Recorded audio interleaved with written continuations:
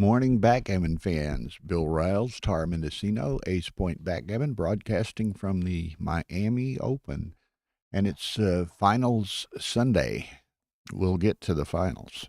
But right now, we have the championship or open division fighters bracket final. Joe Urso versus Alberto Showaki. The winner of this will play Carter Mattig in the grand final, I guess you would say. Carter actually beat Alberto Showaki in the final. Okay, in the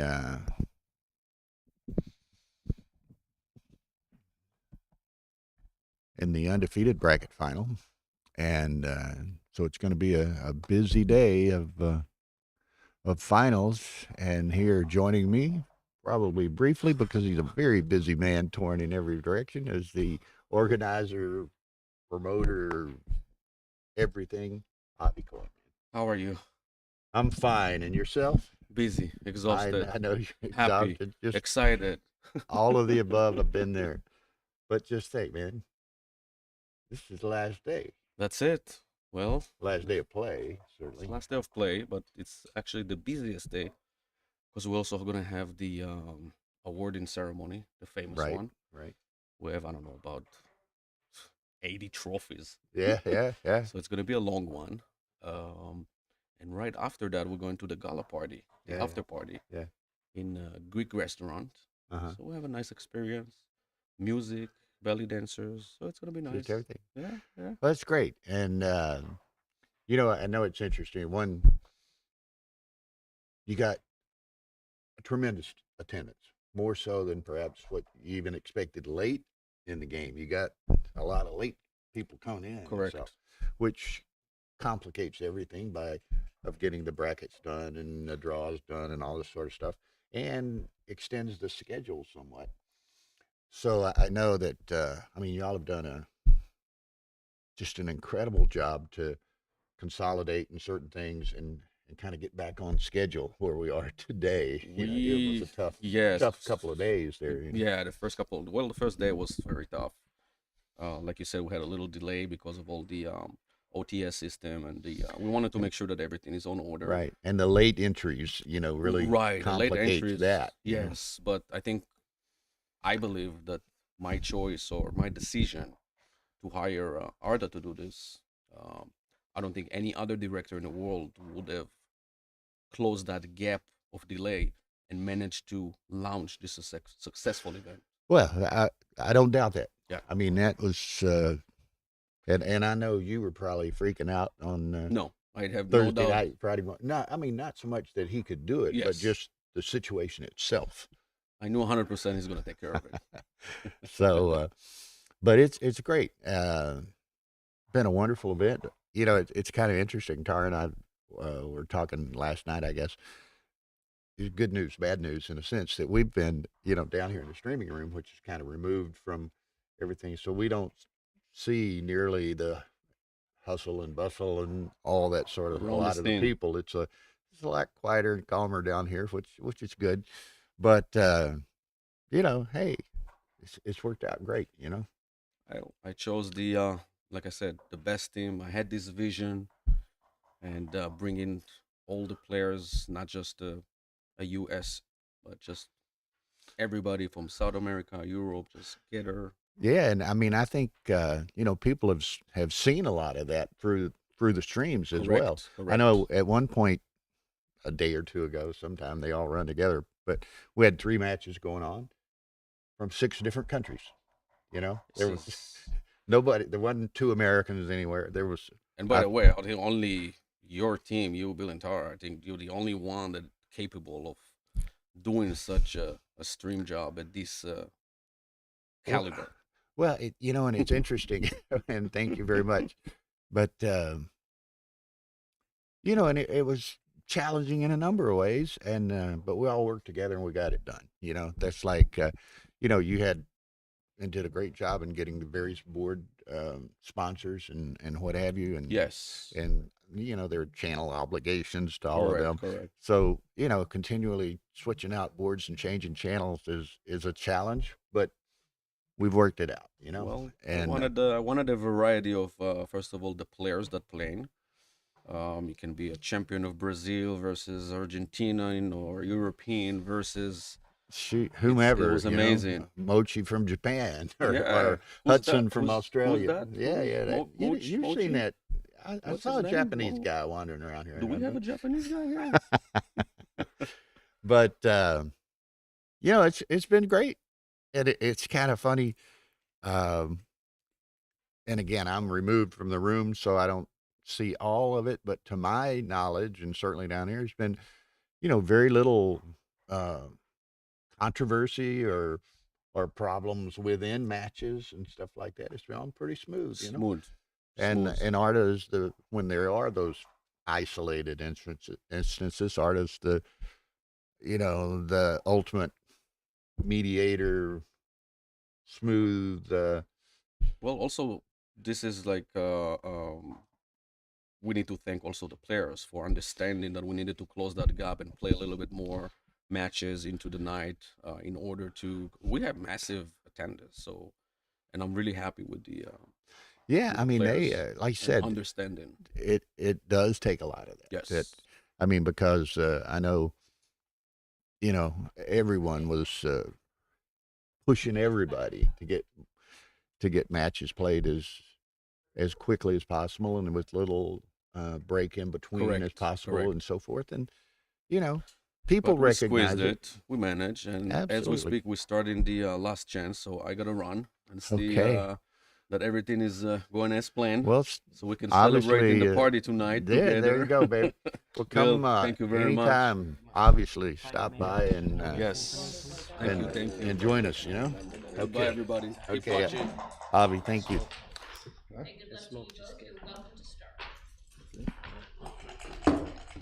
Okay, so here's our match is about to start.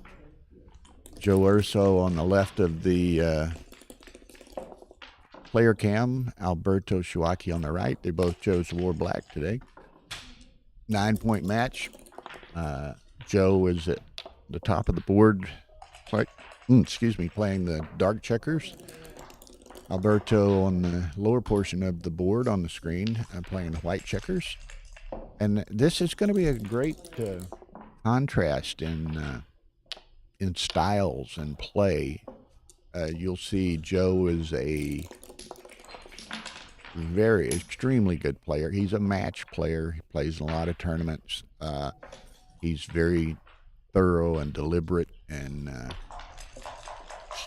studious, intense, all of those kinds of things. And he's going to take what time is necessary to make the decisions that he feels are the best. No. Okay. And contrastingly, Alberto Showaki is primarily a money player, which is a different style than a match player, But he's has been able to adapt his game to playing in match play tournaments as well, and he's had a incredible year. He won the Super Jackpot in San Antonio in February, just an incredibly strong field, and he beat Kit Woolsey in the final of that. And then he won the championship division in Rory's tournament in Chicago. It's like a 99 or 100 player field, very strong open field, and he won that. So, if he were to win this tournament, there's a distinct possibility he'll take the lead for the year in the ABT points rankings. So, and again, you will see, and it won't be quite as obvious here because Joe's not going to attempt to not get into the same game, but Alberto plays extremely rapidly. Again, he's a money player. That's the way they typically play in their money games and chouettes and so forth. It's rapid paced, and so forth. Now, if you watched a couple of his matches yesterday, one of them with Carter in the undefeated bracket final, both of them were trying to see who could play the fastest, I think. And they played a 11-point match in 33 minutes, I think, or something like that. Alberto played a Mega Jackpot match on Wednesday, I believe it was, 13-point match, and he used 2 seconds of his bank time. So just total different contrast of style and play. So we'll see. Will Joe be able to not fall into that fast play game that Alberto likes to play, which would be to Alberto's benefit if Joe did kind of start slipping into that speed game? Or will Joe maintain his deliberate nature, and will that throw Alberto off a little bit? Because, he likes to play fast. If he's not getting to play fast, does that bother him? Who knows? So anyway, enough of the preface and the preambles, and we'll see what's going on. Alberto got in a relatively early cube here, a nice set of 2s by Joe. He was really in kind of dire straits there. But let's see what happens. Alberto, whoa, that'll work. Now, he's going to probably safety that blot. He does.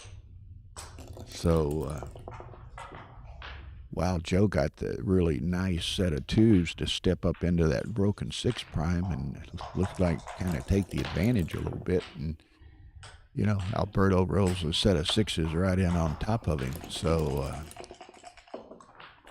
this is shaping up to the exciting match that we might expect now. Set of 5s. Look at this, huh?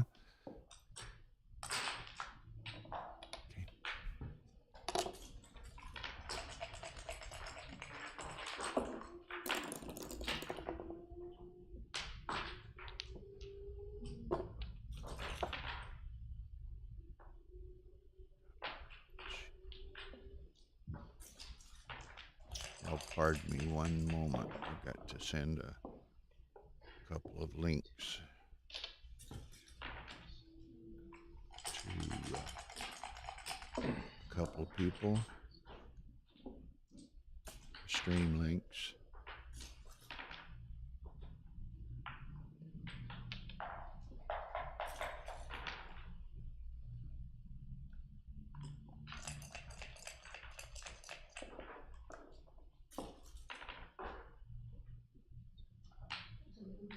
Hopefully he gets that.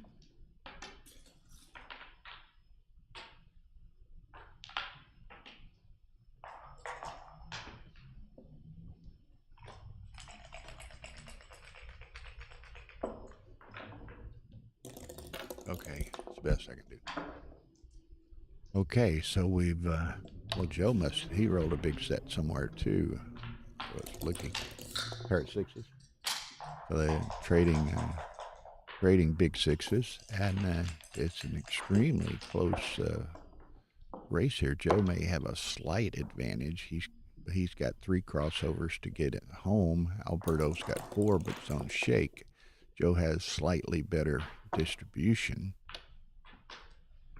So this, but Joe also has the leverage of the cube. So if he gets a good roll early somewhere before Alberto perhaps gets a good roll, then Joe has the advantage of the leverage of the cube. That's not exactly a big roll. Okay, so Alberto, nice roll. He would like, obviously, to not only get ahead here and No, it's okay. have enough of an advantage or be close enough. Whoa, that's a big roll. I was going to say to preclude Joe from using that cube against him, but that might have done it. What's he got? 11 checkers, 10 checkers, so there it comes, and he lets it go. So exactly, Amy from Lake Geneva. I guess that's Lake Geneva, Wisconsin, as opposed to Geneva Lake in Switzerland. Alex is here. Welcome. So that was an exciting first game there, I'm telling you. No, so he doesn't hit it. Boy, 6s are growing on trees there. Doesn't matter. I know. I'm laughing about it. Ah, okay. And Good thing they're not playing automatics. there. This game would Other end guys, watch. pretty quickly. This match would end pretty quickly. Jeez. Oh. 3 in a row. One more time. One more time. 5. Okay. Can Joe roll a 5? No. Okay. So finally. So it's going to be a busy day of matches, and we have 2 ladies matches, semifinals matches going on right now on stream 2. Lynn Ehrlich versus Maggie Diamantidis. Lynn's leading 5-2. Oh, what's it? And on stream 3, Sam Rahadin is leading Karen Davis 6-5. So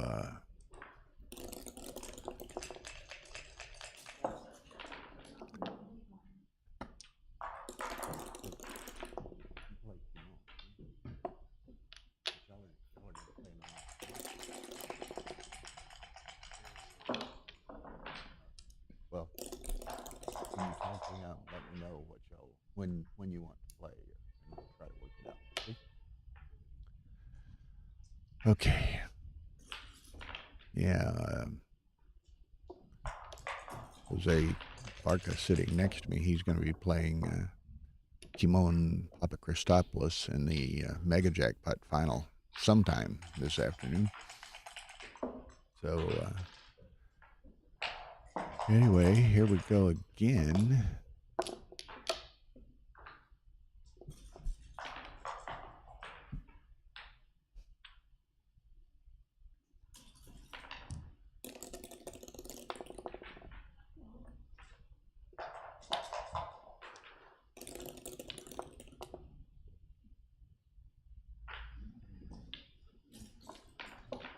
Those 2 down. Nice roll. 6-2. Okay, Joe would like to anchor. He does, and hits. Anchor and hit. So,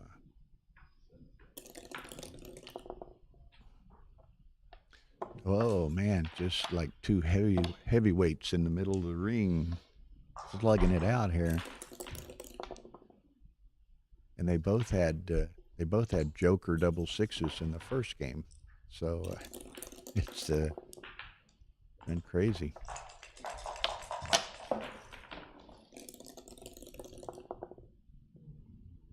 Oh, it's just one after another after another.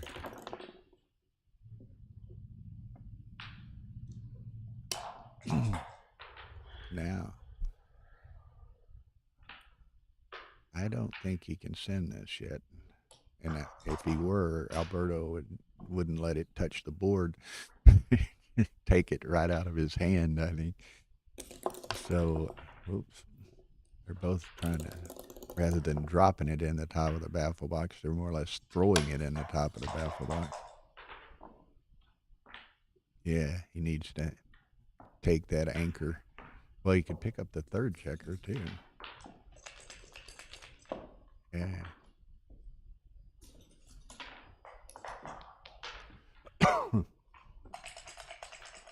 So.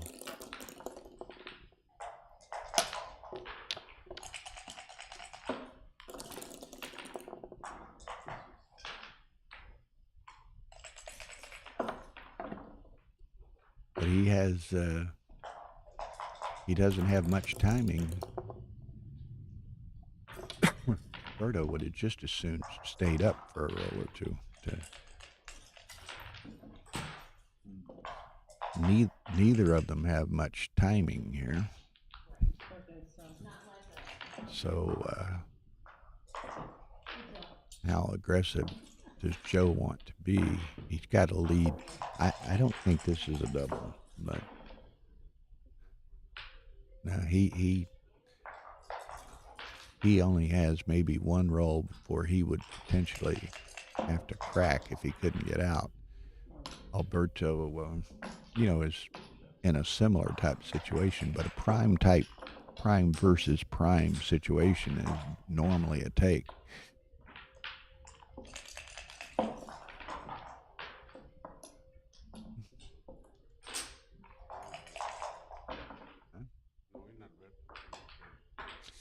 Oh, yeah. He's a very, very aggressive, both with the cube and with his checker play. You know, and I think he's played him before, and he has seen him play some this weekend on stream matches. So I think Joe knows that Alberto is that aggressive style.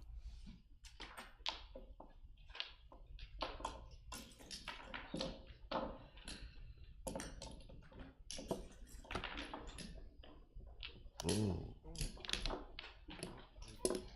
Who is this man? Who is someone has disguised himself as Alberto Showaki. Okay, that's most. If you want it.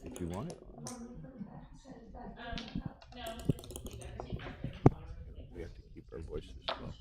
This is Jose Farca here, who is, I guess, are you a friend of Alberto's also?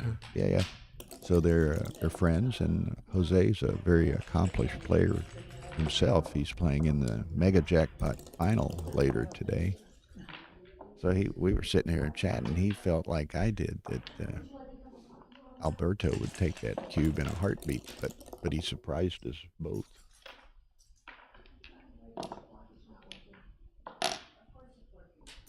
Four.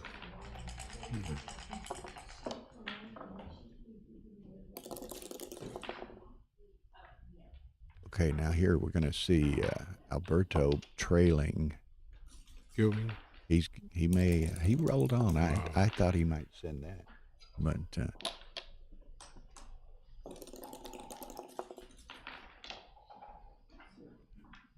oh, 13 to 8. I think Alberto's gonna. I don't care how Joe plays this. I think Alberto's gonna send the cube. But,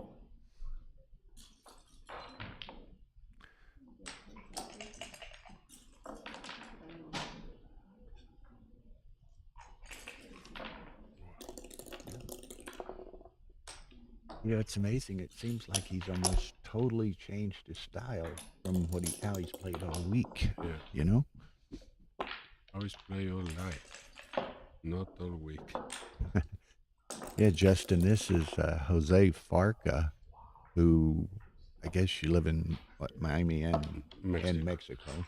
And it goes back and forth, as does Alberto Showaki. So Jose is quite familiar with Alberto, and Jose, very good player in his own right. He's playing in the Mega Jackpot final later today sometime against Kimon Papachristopoulos. So that'll be a great match that we're looking forward to.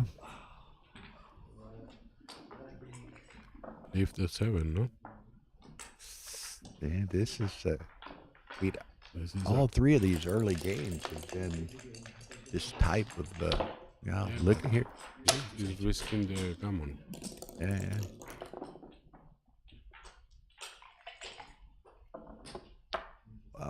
Wow. Makes the 3.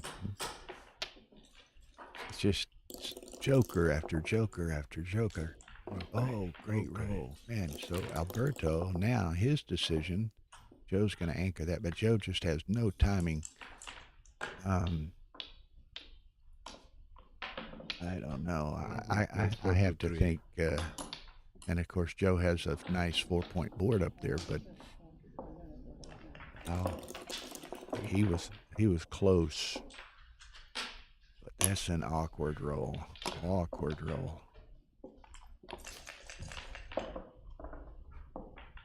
You break the 18? No, he's just gonna. Yeah. He doesn't like to do that, but that's what the roll gave him. Okay, now Joe's gonna have to. Whoa, when do you run?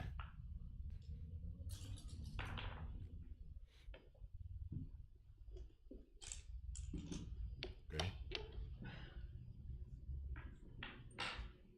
They're both getting some very difficult decisions.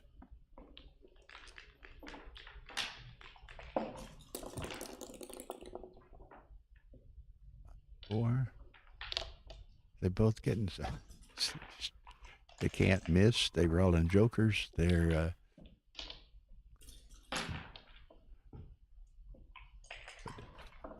trailing. Oh, okay. That may be right.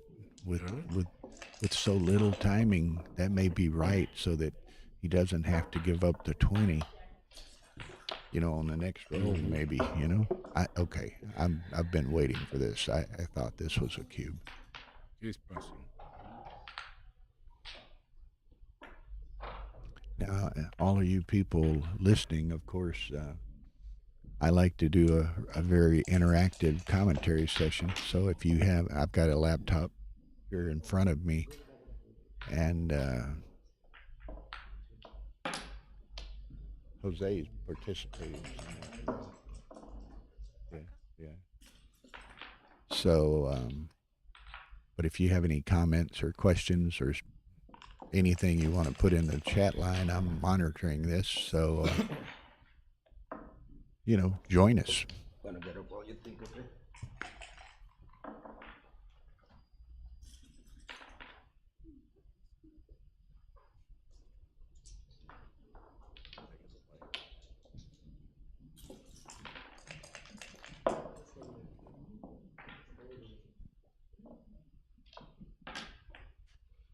Okay. So he takes it. He's got the good board, but he has very little timing. So let's see what happens here. Okay. Whoa, We have a problem. we have a problem. Mexico City, we have a problem. Okay. Problem. Wow. Okay. So now New York City has a problem. He has to go from 24, no? Huh? 24 or leaving the anchor on the I 5? think. I'm not sure. Yes, he's in the game for a longer period of time, keeping the 24. But this was the danger, Okay, now. Yeah, I agree, Alex. He's pretty much had to come off the front. Okay, but here's stack high. Exactly. Or 24 as it was at the time. But okay, so now a couple of tough rolls, inflexible rolls for a hit for Hit? Alberto. Yeah. Other way, you will. What else Give can he a do? shot I mean, he next can take time. one off and put stack on the 3, but then that's just going to delay. Good time. Don't know. That's just postponing the inevitable, I think. Let's see what happens here. Yeah, that's now he's got a problem. He took out the 6? That's what I didn't see him move No. the 6. Joe misses. No. Yeah, I'm with you. I don't think he took off the 6. No. Probably won't matter, but 1-6 from the bar. okay, Joe sends it back. Alberto has to let it go. 5-0. Joe. I need a break. It's just taking a break. It was interesting. I mean, and I don't fault. I liked Alberto's play there. I liked the cube, but man, he got 3 or 4 consecutive horrible rolls. Thank you, Carrie from Legacy Boards. All of these wooden boards that we've been seeing are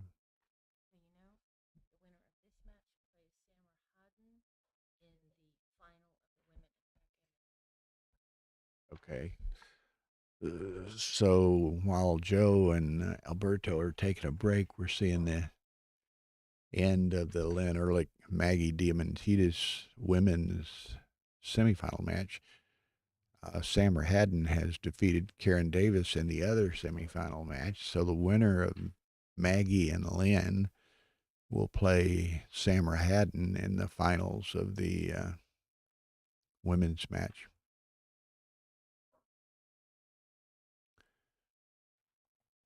So what do we got? 6-5. Well, it's 6-5 post Crawford. It appears the cube is in play. So this is it.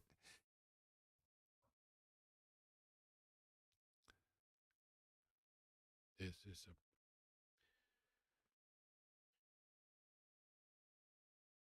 Okay, so 1s and 3s hit. There's the 3.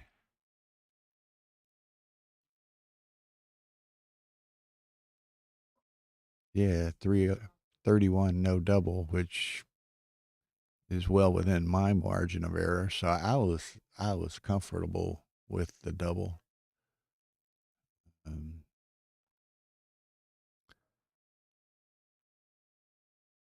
Okay, 4-1. Looks like Maggie may bring this home here. Lynn needs to enter and enter quickly to have some, give some, how should we say, complications to Maggie clearing those last checkers. So Lynn needs a 5 really bad. Doesn't get it. So just Maggie, hopefully, from her mind, she just wants to bring them in. yeah, No, I'd just bring what it is in. it's not a double 5? Yeah, plus the other one, the double 6, didn't hurt her because she couldn't play 6s anyway. You know? But So she rolled double 5 or 5-4? it was 5-4. Okay. My opponent is ready, so we will play very soon. You and Kimon? Kimon. Okay, great.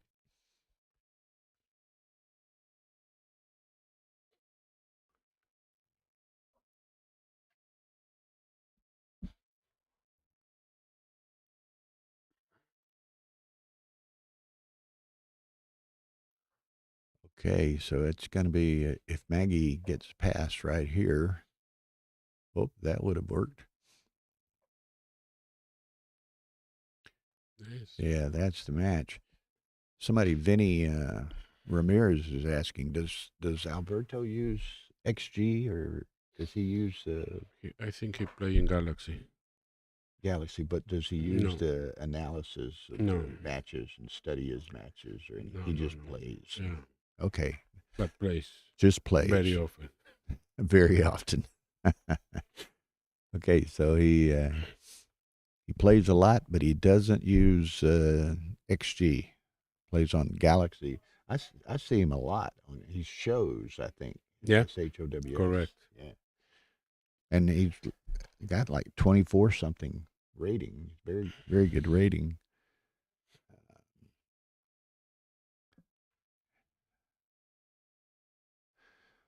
Okay, so again, sometime soon, Maggie Diamantidis and Samra Haddon will be playing in the women's final on Stream 3.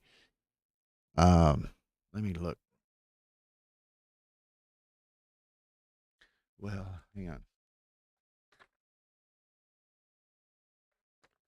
Mega Jackpot's got to be played on a Chrysloid board.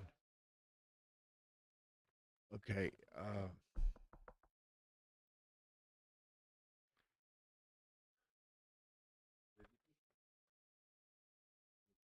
Okay, I'm gonna step away 1 second. I'm in the room, so if they resume, I'll get back with you.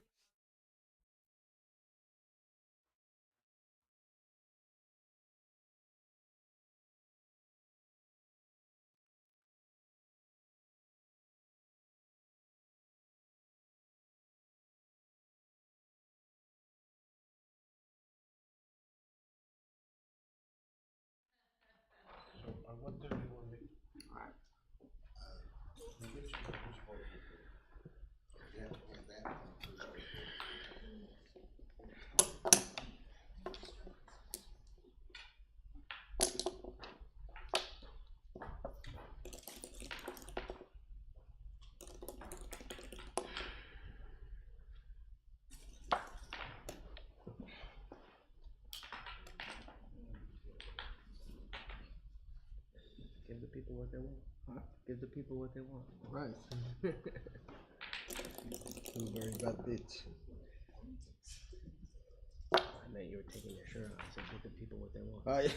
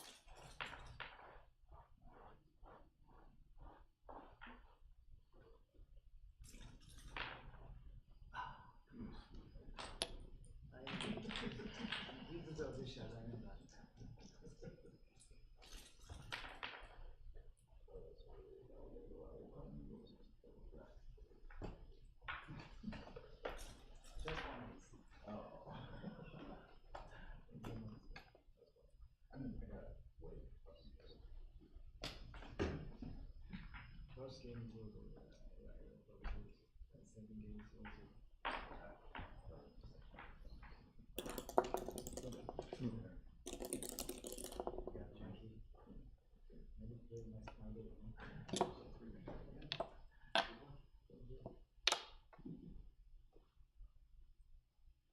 Sorry, folks. I'm back.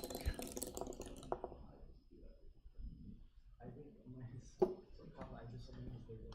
to be interesting. 6-1. We've got a lot of different matches today. And a lot of different board manufacturers are sponsoring various events. So we have to change out some boards and so forth for various events. So Kimon and Jose are going to be playing on a Chrysloid board. Chrysloid's sponsor of the Mega Jackpot. So that's, I had to go in there and help move that, get that set up for the next match. Hey, Eric, what's happening, man? So anyway, 6-1 Joe.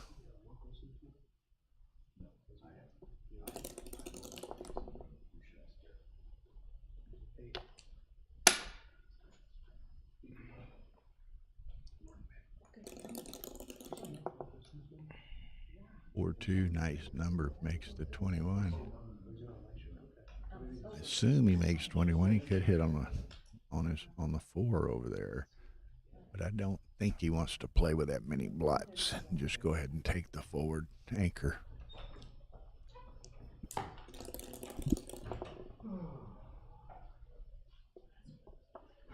Ooh. Pardon me.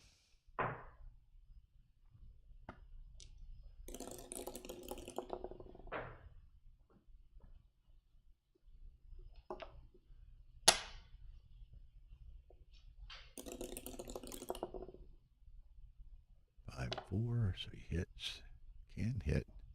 Want to hit on the 9? He does. Set of 4s. Now this is going to be interesting. Probably 3 down to the 9. I suspect. Yeah.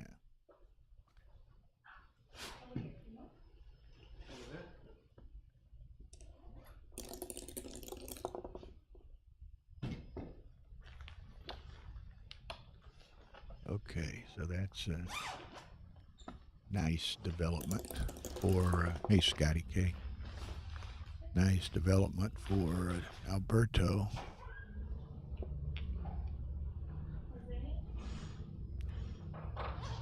So again, they've all the games that I've seen, and I've apparently missed 1 or 2 in the meantime, have been some very nice role development for both of them, and we're seeing it again.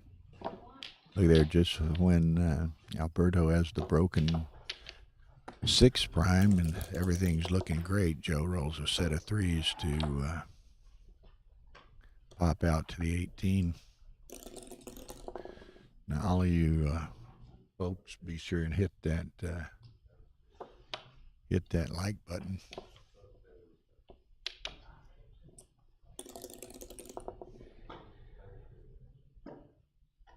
Let me look at one thing here, if I can find it on my phone real quick. Maybe.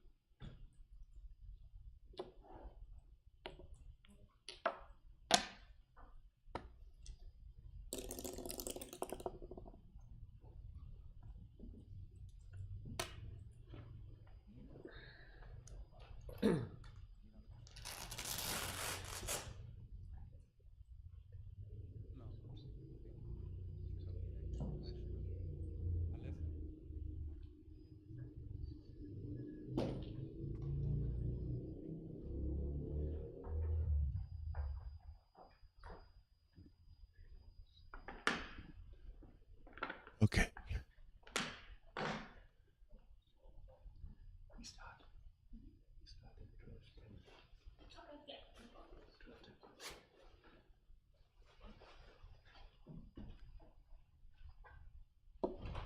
There it does. Alberto showing or Alberto's kind of remarkable discipline, I guess you would say. So 7-1, 7-1 Joe.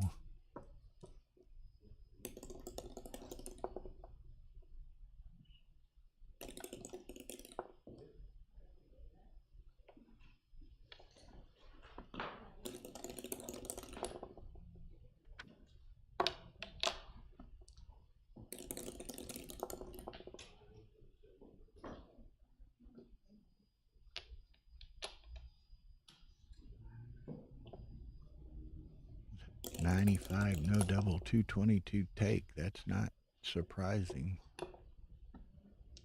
Just seems set of fours. That's going to be a little awkward for Joe. What does he do? Bring them all down? I don't know.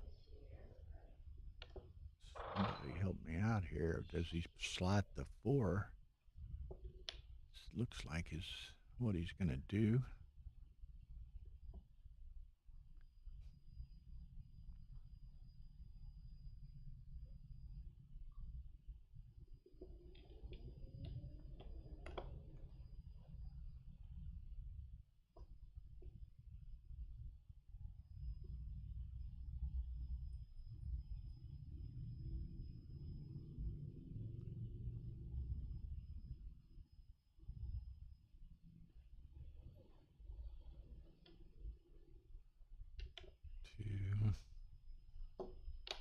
Yeah, I think this is the play in my mind.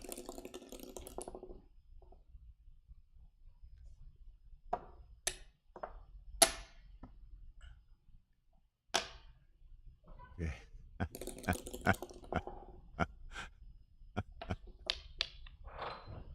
Okay. We all laugh about the stacking the checkers on the there or not. Now Joe didn't notice. There, he notices it this time. Just for his benefit and for the viewer's benefit, he has a habit of he wants to spread the checkers out, and that's where him and Kimon got into the little bit of a nothing beef the other day in the Super Jackpot over Around the bar. stacking checkers or not on the bar. So it was some people made a big deal out of it. I was doing the commentary and Tara was sitting right next to him, and it just wasn't that big a deal. But anyway, that's why we kind of chuckled when Joe separated the checkers, because that's where him and Kimon got into it a little bit the other day. Kimon had set two up there stacked, and Joe separated them, and Kimon said, "What do you do that for?" And put some back stacked, and they went back and forth. Wow, Showaki rolls and dances on the double six twice. Okay, Joe can make that. What's he go to the, well, he's gonna, yeah, that's correct.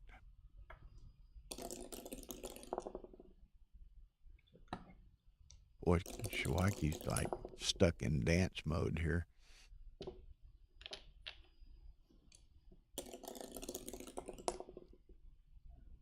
Just, what's that? That's 4 or 5 in a row. While Joe's just running around the track here.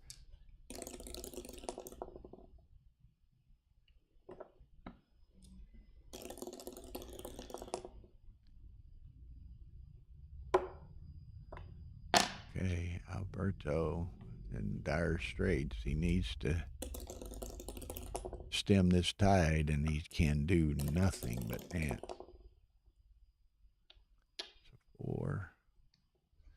This is so frustrating as a player when absolutely nothing seems to go your way, which is, we've all been there. And Alberto is there.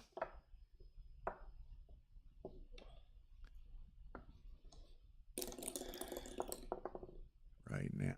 So this could be it right here. Boom. Doesn't cover it. Gets one more shake.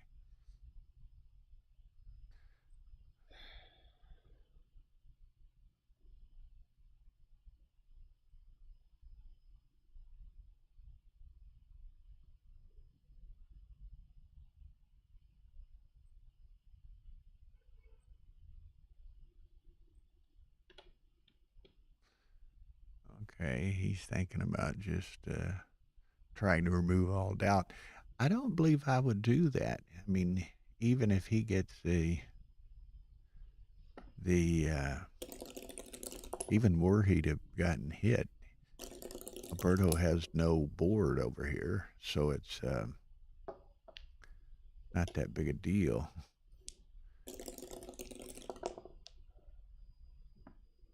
And he's we're gonna have to send him the whatever they call it, crystal ball from Dancing with the Stars or something here.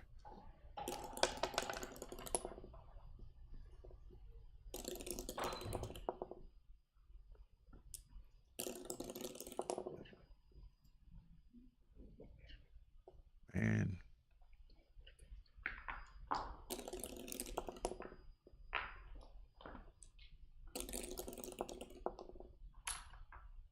there it is, closeout. Wow, just I'm not rooting either way. They're both friends of mine, so I'm happy for Joe. Can appreciate Alberto's frustration.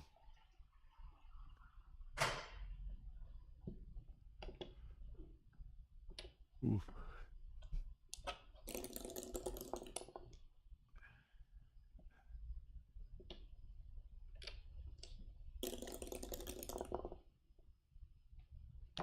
So it's you say gammon's pretty much a lock. I mean, I put that one back and just clear the 5. I mean, you got the gammon,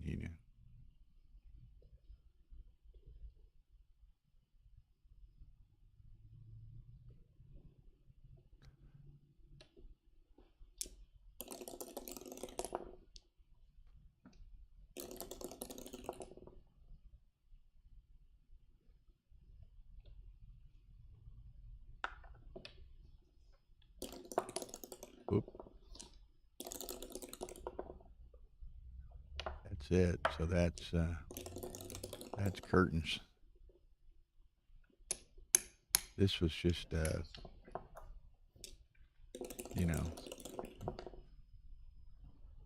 Joe was the steamroller, and unfortunately Alberto was the pavement. And so at 2 p.m. today will be the championship final. Now, sometime soon at 12:10 on stream 2, which is on Ace Point, we will have I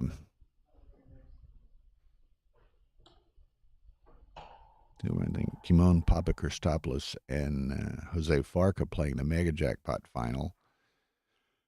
And sometime soon on stream 3, which is on the Miami Open BG YouTube channel, will be Maggie Diamantidis and Samra Haddon's Women's Tournament Championship. And ideally, fairly soon, will be the Super Jackpot final between David Wells and Dennis Culpepper. And then at 2 p.m., we're planning on having all 3 ABT Division Championships, the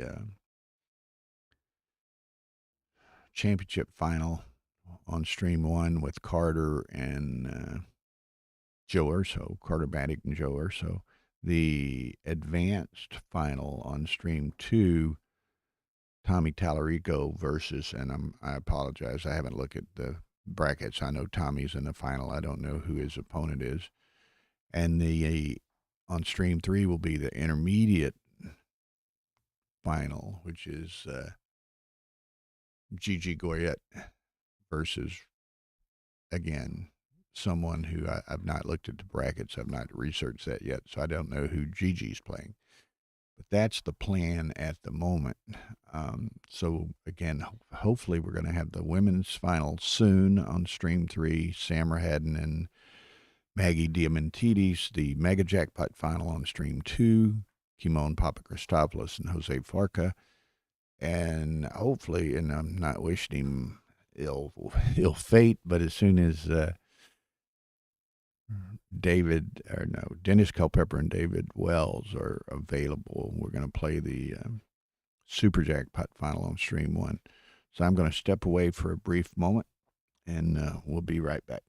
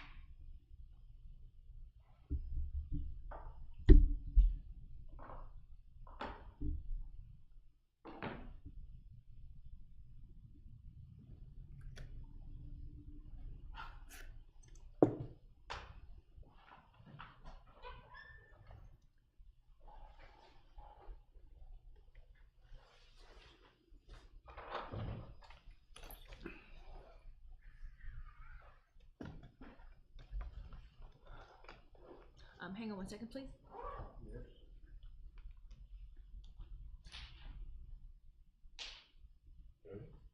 What do you think about Pagoda? You like to play Pagoda?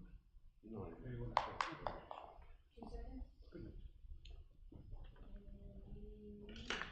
we wait for the beer or? You can start.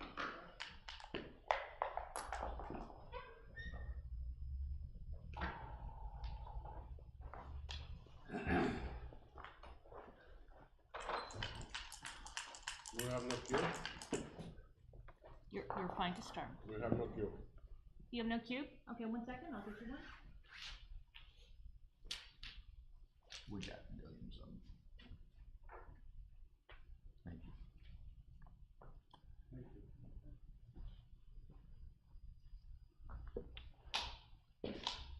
I think it's towards you, yeah? Try it. Yeah, it's towards you. Keep going. Keep going. Okay, good. Yep.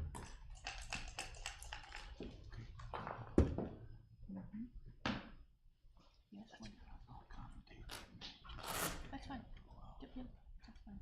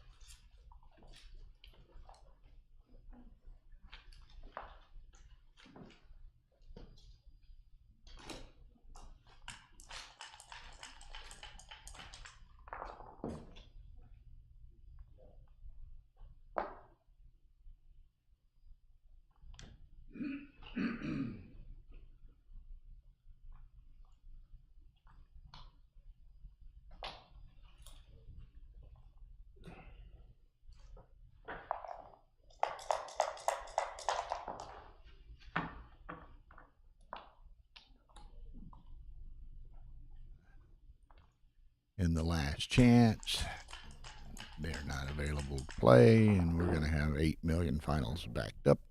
But that's the nature of the beast. So here we have the Mega Jackpot final. Don't worry about it. Okay. Let me see. Okay, right there.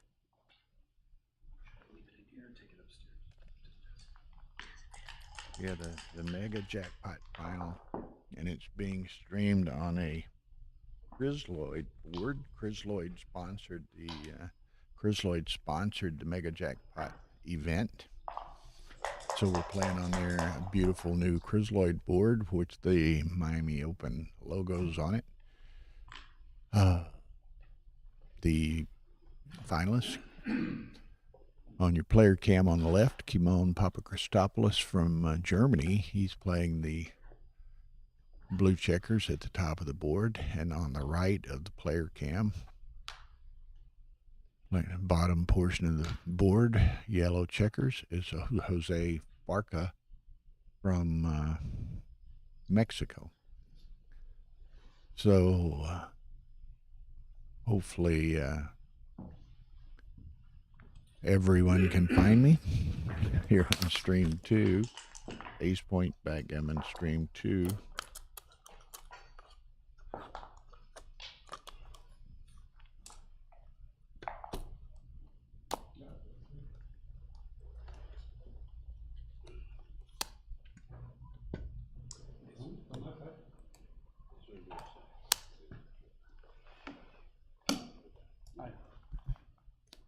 So let me send a couple of messages out so that people will know where we're at.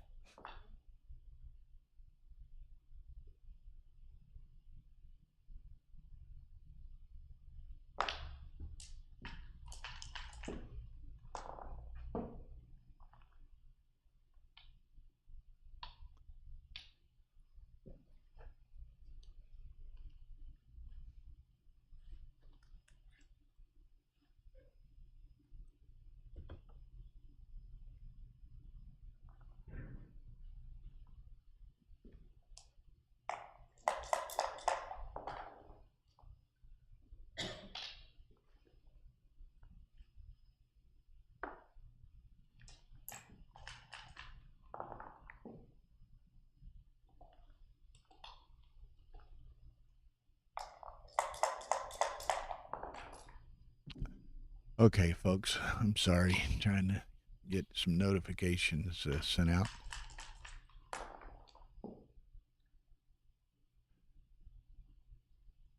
Okay, first game of this 13-point final. Kimon has a bit better of a priming structure. Jose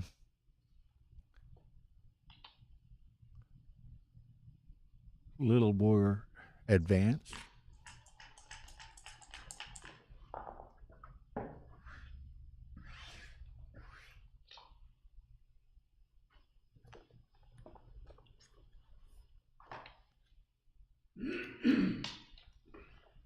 Now, this was a 16-player field, $2,000 entry, so it's $32,000.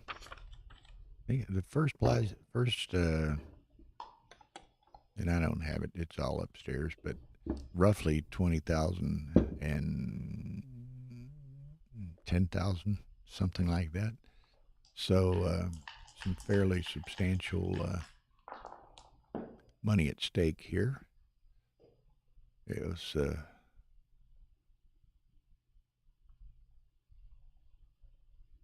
rather humorous. Malcolm Hudson won the side pool of the Mega Jackpot. I think there were 7 people in the Mega Jackpot side pool out of 16 players. All of them lost in the first round except for Malcolm Hudson, so he won the side pool in the first round.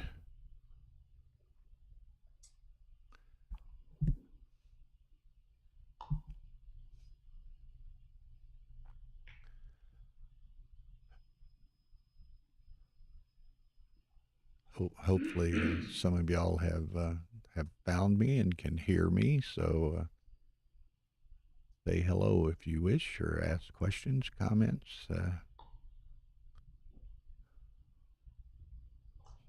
Let me know that all is well with y'all watching and hearing the stream, both the video and the audio. Okay, Kimon still trying to get these last 2 guys out. That's a little awkward position. He needs to get out. Okay, so I think he's probably going to have to just leave the 21.2116.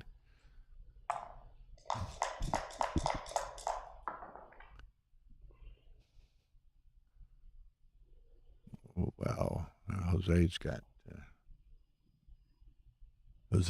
some options ahead of him here.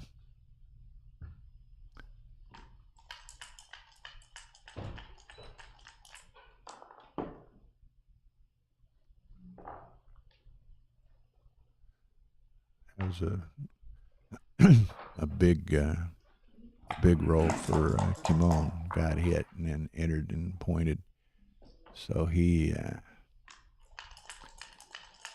could be looking at a G here.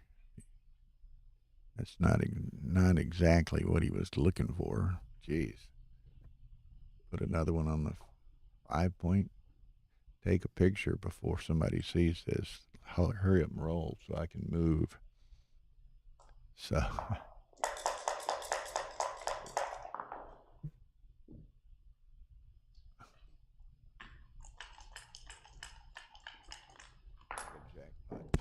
Oh, wonderful. Keep the voices low because it's super quiet in here. Okay, let me know if I'm talking too loud. Can everybody hear me, please? Please message if you can not hear me. Okay, yeah, so give us some feedback.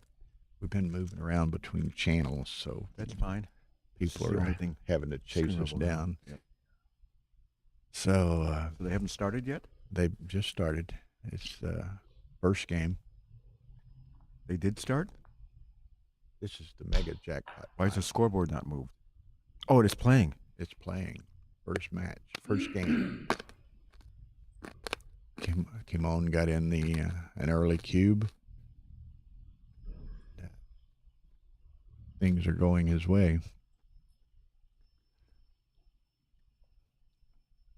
If he's hitting looser and taking a chance to go for the gammon, it's probably the right idea. He's going to have some issues bringing the position home if he anchors anyway, and that board is kind of weak over there. And he's got a. That's not a safe. That's not a safe play either. That gets hit with the 6 numbers. Well, he's almost Like I said, got with 4 numbers. Got to hit loose. You have to because hit of that loose. Huge stack on the 5 point. You have to hit loose. It's not fatal to be return hit. And he does. Now he has to follow up with another loose hit, probably. I hit loose to finish the game. Now hit this one. Good. Yeah. Good.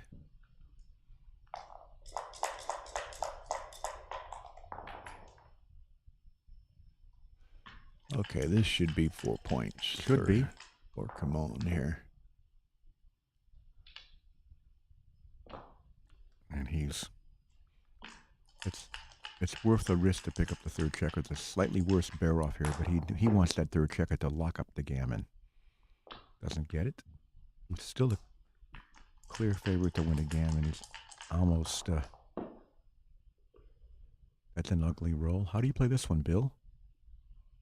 What's he got? It's Well, he 8, can put 2 guys to 10, the ace 12, point, 13, or he can just clear the 6 point. but still have some odd danger on the. Well, he only has a bad 6-5 that way. The other way, he's far more likely to be hit if he puts 2 checkers on the ace point. Because he rolls any ace or deuce, it gets ugly. This gets ugly quickly. But it also does not let Jose in with a 6 where he may save the gammon. Yeah. I would clear the 6 point here. Okay. Because then I can probably bear off quicker. Coke. All right. Diet Coke. Thank you, dear. So, This is my play. well, he likely still has a G anyway. Jose's got 8, 10, 12, 13 crossovers to, Well, if Jose to get, rolls a 6, to get he's got off. a good chance to save it. 13 crossovers. But if Jose to get ends off. up, but this is quicker later. Mhm. This is, if you compare the difference between Jose dancing and Jose not coming in, you'll probably clear the 6 point. Remember, Jose is still going to dance almost 70% of the time after you clear the 6 point. It's also by clearing the 6 point, he's more likely to maintain a 5 point board for longer. Good play, Kimon. From what I've seen of Kimon, he's played quite well when I've been watching him. Yeah, he's I think, a pretty Now accomplished player. I take the second checker off here. Again, it's unpleasant to be hit. It's not fatal with that board. I don't mind that though. That's okay, but Okay. I was inclined to rip the second checker. Okay. Kimon could be right. I'm not convinced. He may have enough gammons anyway. Now I'm convinced. One game rollout. This is almost a certain gammon if he's not hit. Okay, no blot and score 4 points. And on a really lucky day, you score 6 points. Yeah, it has to leave a shot. But Oh, there's the rare BG There's a floating around. BG with a missed dance is a possibility. Uh-oh. BG is a substantial possibility now if Kimon can roll 2 big numbers. Like that. Like that. Significant BG chances here. Oh my God. That's bad. Now a double will be a BG. And a small number here could lead to a BG as well. Oops.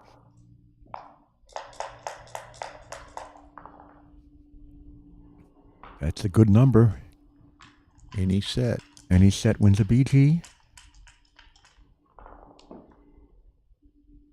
Does not get it. Oh, Okay. And the 2-1 escapes, so 4 That's it. points it is. Okay, now, one thing about having me here is we get to talk about Neil's numbers. Or Neil's new numbers. They've slightly changed since they were first published. And Neil's numbers for a 13-point match are 4.5. So how do we use this to determine the match equity here? We take, it's 4-0 into 13. So we use 4.5 for 13. It's the points needed by the trailer. Multiply 4.5 per point times 4. That is 18. We add 18 to 50, since 50 would be 0-0 or 4-4 or whatever. 18 to 50 is 68, so Kimon is 68% favorite to win this match. And if someone wants to look that up in XG, I'll bet it's within a small percentage, fraction of a percent. Right. And this is useful stuff even in a match of this length, because sometimes you get bigger cubes and near match decisive cube decisions.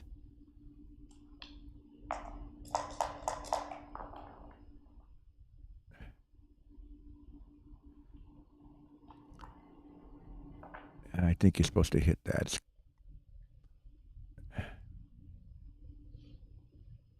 A lot of return shots, but safe doesn't do it for me. This is going to be a good position for Jose's got an advantage here. I think I come in with the 5 and I haven't seen him in a long time, but Jose's been around a long time. He's been around, yes. Now what do you do here? Is this a cube to score? Are we that desperate? I would cube this in a longer match, in a shorter match with behind 4-0. Maybe not so much here. I would not slot my 5-point. That's not going to happen. I would either split the back checkers, there's only 9 in the zone, or lift the blot. Lifting the blot is probably more prudent. I don't quite think this is a double, but it could be.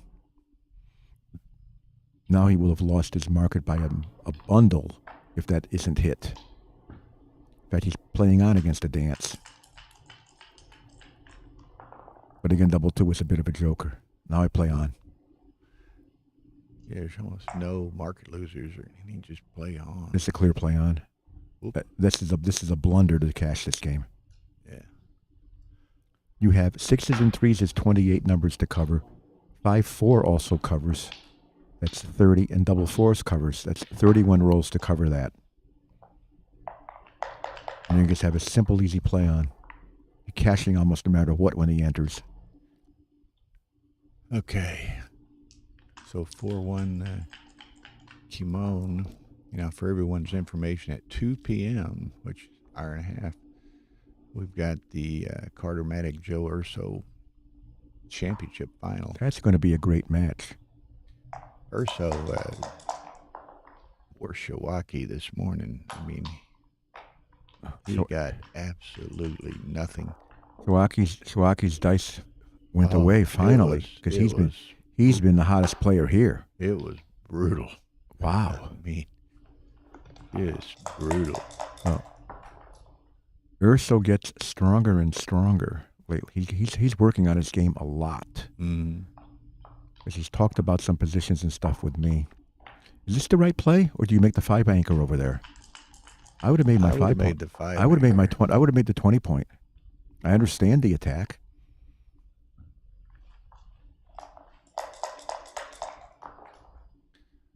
When it kind of forces some of your next plays. I mean, well, that's not a bad next play, but still. Kind of want to have to cover that ace. This often doesn't work. When he can. Now he doubles. I don't mind it. But again, the score is leading to a double. And switch. Now you switch, put 3 up, and just try to blitz the guy off the board. I would not have doubled that position for money. No. That's not terrible. Not terrible. That's not that bad, because I don't want him to anchor. They aim at the 6 point, but I'm going blitz. Yeah. 3 on the bar. Good play, Jose.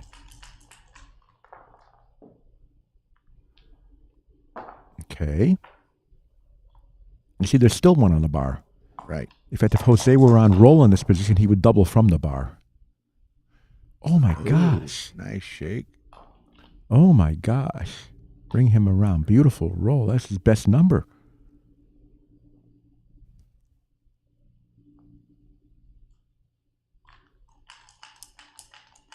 Oh, for heaven's sakes.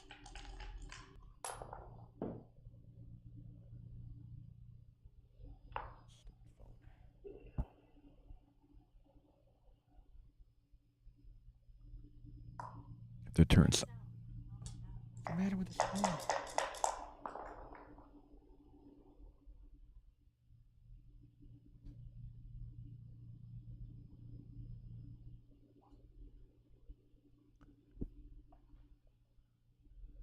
Ooh.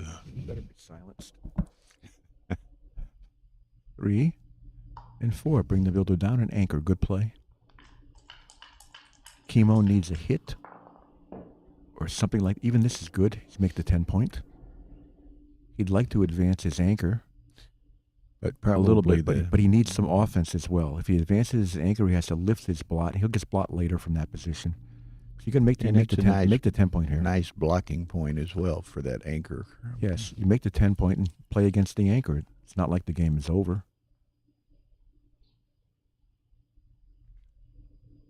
This one's clear to me. But it's important to look at the plays. I don't like this at all. Whoa. I don't like it. I didn't like that either. I guess It's not he- enough of an upgrade. He was so focused on advancing that anchor that he. Well, it's important to advance that anchor, but I think it was more important to make the 10-point. Jose says no shots. I agree. There's never bad to have a builder on your 6-point, even though it has nothing much to shoot at. That's okay too. This is okay. It's aiming to prime, but I'm not happy if I'm hit. Like this. Now you get hit. You're hit, although he has to give up the anchor to do That's it. okay. That's okay. There's no spare checkers to attack back. Right. Attack those blots. Not immediately, anyway. There could be some little shifty doubles.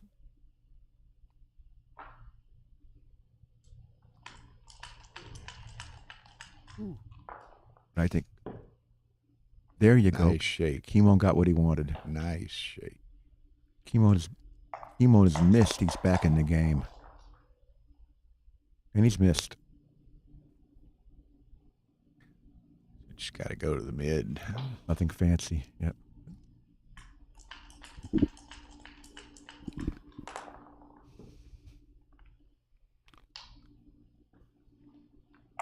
He didn't even think about making his bar point. He knows he can't afford to be hit.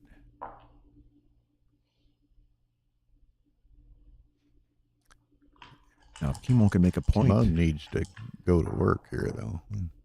That's going to work. That's a point. Unstack those heavies and You want to make. He wants board. He wants spare checkers to attack because Jose is out of time and needs to run right now. You just have to run out. I run all the way. You're out of time. yeah, and Kimon only has the 2-point board, so it's This is a different plan, but this is hoping for later. It's not like he wants to hit with many twos, but he has to go at some point. This could be correct. Here you go. I don't think you can hit this. this is awkward. That's maybe Kimon's, maybe Jose's 5-2 was right, huh? Perhaps Not going. Could have been. Though the 6 after hitting with the 2 would have been awkward as well. I don't think you can hit here. But what else do you play? 8-2, 13-11. That's 6 shots. This is no shots, but a position that's harder to improve. Yeah, it's The idea of this is not to get gammoned. Or maybe win the holding game later, but you need a board to win a holding game. This is a difficult play. What do you do here, Bill? what do I take back? I think I just come to the 11 regardless. I'm going to the 11. The And pain. then I got a chance to make the I'm going to the bar. 11. I have some return shots from the bar if he rolls a 7. I go to the 11. I think the pain, I don't hit. It's only a 6 though. Maybe you do hit. Okay. I think I do hit. Don't go up too high. I think I do hit.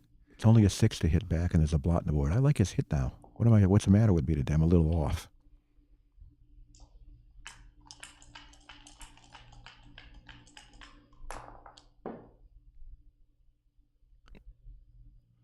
Okay. Wow. You have to lead a Just shot. come out. Make the 9-point?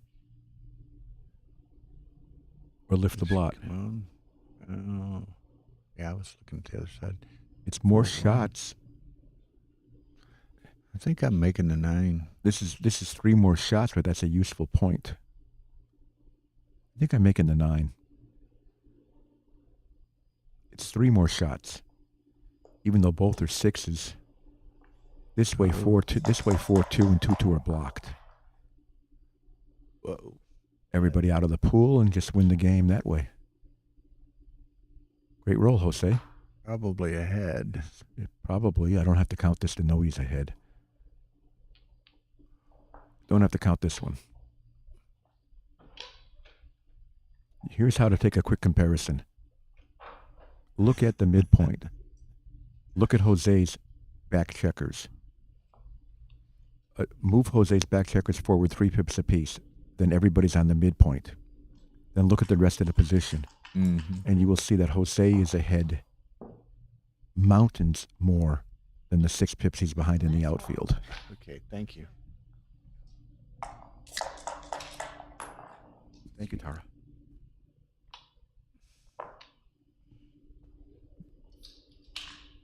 Alex Shagan was saying the commentary team's really, he likes his commentary team. Says we have Neil, now we only need Hannah. Hannah to join us. She has a following.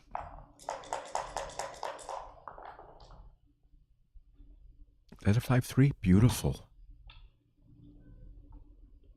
I see now that the race is not As dramatic. completely as it was. gin, but it's a big lead. Again, you don't need to spend time counting this. Well, he doesn't have the cube anyway. He just But time pressure is not going to be a problem for Jose. We can see he doesn't use much time. So far. Tobias Hawkinson. Hello, sir. 6 down, 5 in. Perfect.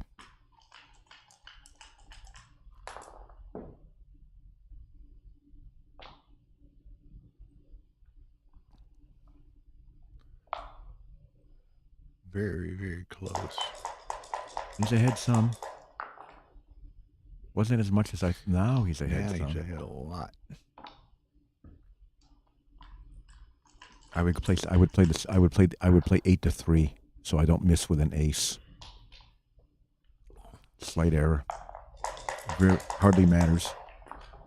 You need to refresh, Alex. Checker- it looks checker- like you're behind.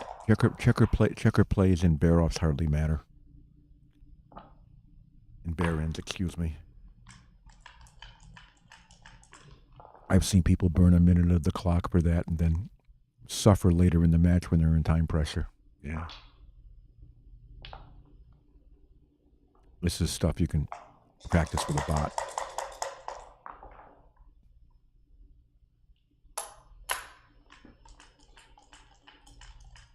Yeah, you need to hit live or refresh or something, Alex. Okay, he's back with us now.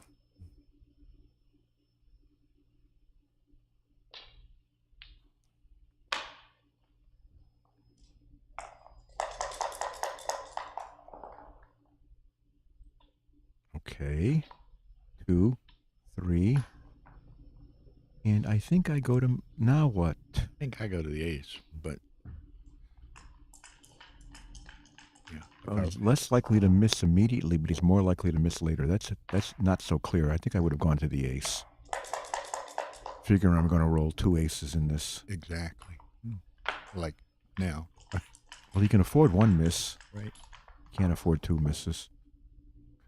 Nice number for Kimon. It's not over. It's probably over, but Kimon could surprise us with double 5 or double 6. There's a miss. That's not a bad miss because it filled the gap. Fills the gap. But Just- Jose doesn't want his Kimon rolling big, and Jose does not want to roll 2 aces in the next several rolls. I had to open my big mouth.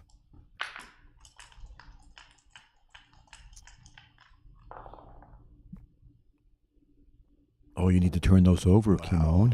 You need to flip those.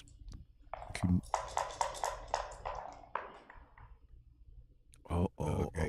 It's probably Doesn't matter what it is as long as it's not an probably ace. lost here. Yeah, this is down to a couple percent. Now it's couple of less. Now it's percent. over. Now we're looking at 100, worse than 100 to 1. Okay, so that's cool. 4-3. Jose. Well, Kimon needs double sixes. He's trying to get the best position if he throws double sixes. But also he made double five lose now. Yeah, he needs 4 off here. I would have made sure where Kimon's play that double five worked. This doesn't work. This is over. I'm over. not sure, Amy, if this board goes to the winner or not. I wouldn't be surprised. I mean, there's a lot of Considering this is a fold-up board, there's a lot of boards being given and the other out. boards are not fold-up boards, I think this may go to the winner. Yeah. Well, Chris Lloyd makes this board, huh? Yeah, this is their new, It's beautiful. I don't know what the surface is, cloth surface of some sort. But it's not a cork surface, which is typical of Chris Lloyd's. Chris Yes, I had Lloyd. one. Okay.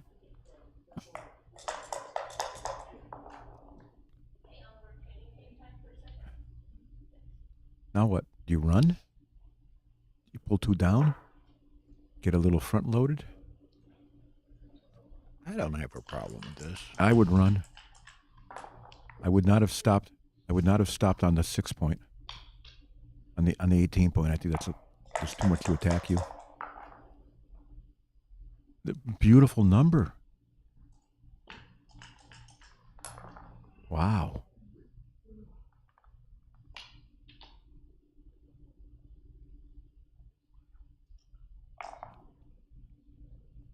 Advantage to Jose, but he's got nothing resembling a double yet. It's only a slight advantage. I don't think you don't have a double here, Jose. Don't even think about it. You need to develop your position a little more to double. Or roll, or get further ahead in the race and more likely to clear. I think I would have given up the 15 point and just left a 6-2 shot. Jose is risking getting stuck on both of those on the midpoint. There's some ugly rolls now. For example, 6-2 leaves a blot. 6-5 is not a pretty sight. Well, you have to dump a checker behind. 5 and find a 6. That's my 6.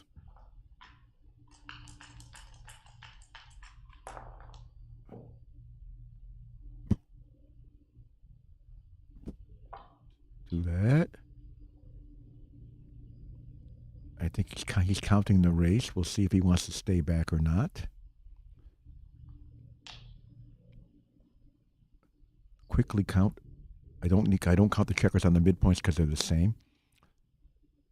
Blue has 64 on his side and 40 over. That's 104 for blue.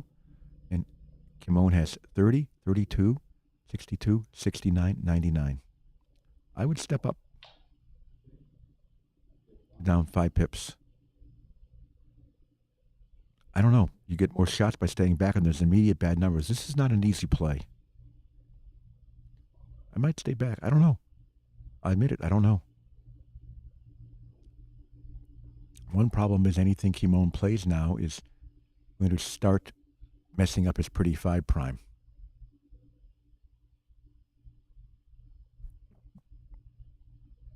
He could stay back and slot his 3 point, but then his bar point is gone. Kimon is looking at how many bad numbers can Jose roll from here. Tough play.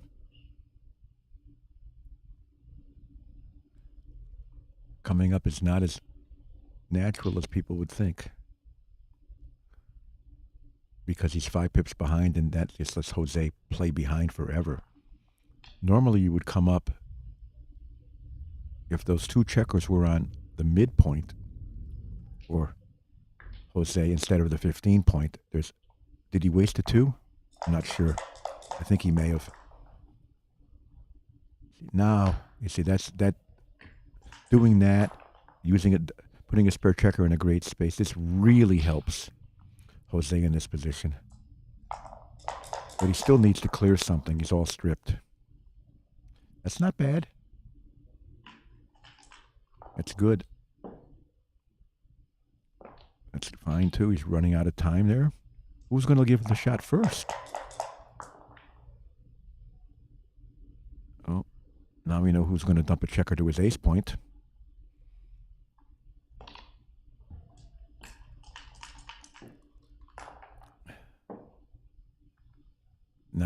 Now he wishes he came up.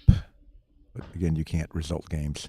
You have nothing here, Jose. You're behind in the race. You got to get 5 pointers open. You're going to leave a shot in the outfield. You don't have a double. Again, he's a fast player. He's right to look. He's counting it up. You don't have a double here. You're behind in the race. I think that's a nice number. Leaves only a double six. Puts the builder in a good place. Hi. Am I speaking too loudly? No, you're absolutely perfect. I don't hear anything. Thank You're you. Good. Just perfect. So anyway, Bill is running upstairs. We're just working on some scheduling, and he will be right back. So. Okay, Tara, take over. You're funny. You're funny. He's looking at splitting. Looks a little dangerous. You pay off to some little numbers, but he's thinking now, if I get pointed on or hit and covered, and if I get a direct shot from the bar, do I have a better game this way, where I hit the direct shot and I almost always win? But I don't almost always win because I got a blot in my board. But if he gets attacked and dances, the game is over. He'll be doubled out. Tough play because he's out of time.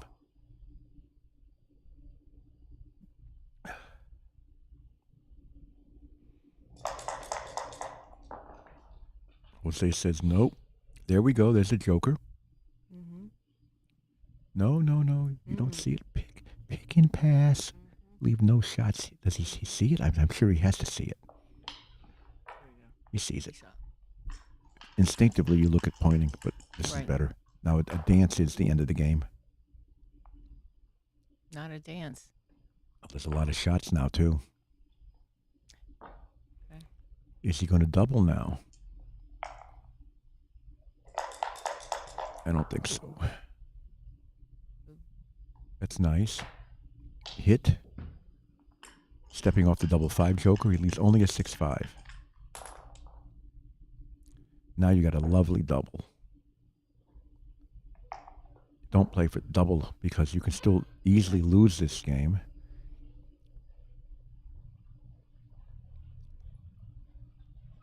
But now there's numbers that make the 5 point. There's numbers that point on the 3 point. And there's numbers that just bring builders.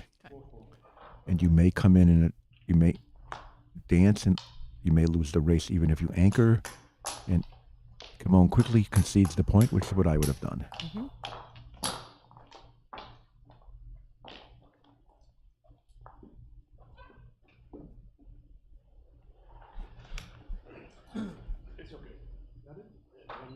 So have you played your last chance match yet? Yes, Mochi beat me, Oh. which is not unexpected. You know, we had a free table. You could have played your last chance match on the live stream. We didn't know that.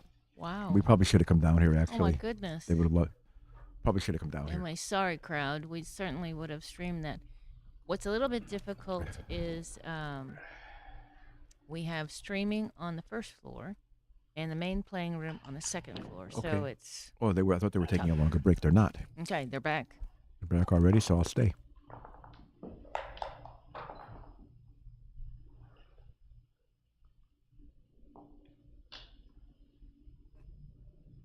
Any of the 3 common 6-4 plays is okay. Mm-hmm.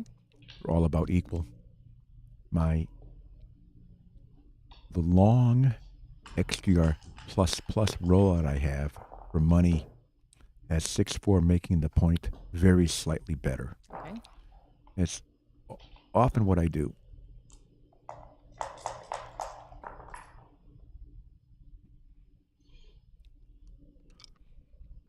I guess you have to cover and step out. It's very difficult to play against an opening 6-6.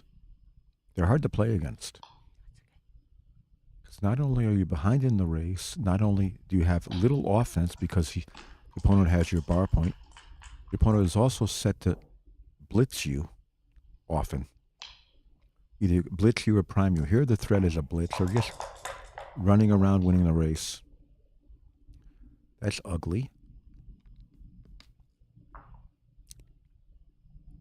It's not good. Step up to get out.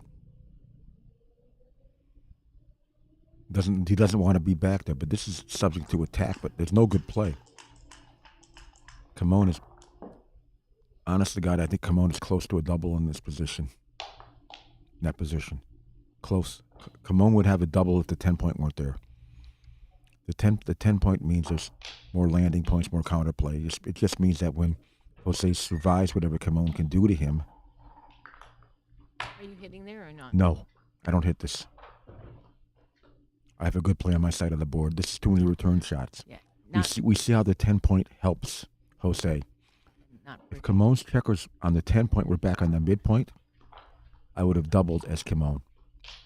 Again, that would have been 6 pips worse for Jose as well. But I don't hit and I don't double. Nice throw. Nice enough. It does something. Mm-hmm. Are you coming up or sliding? I think I step up. Okay. I don't know. I'm not sure. That's good too. I didn't think of that. Okay. I play this. Okay. This is my play. You need a board.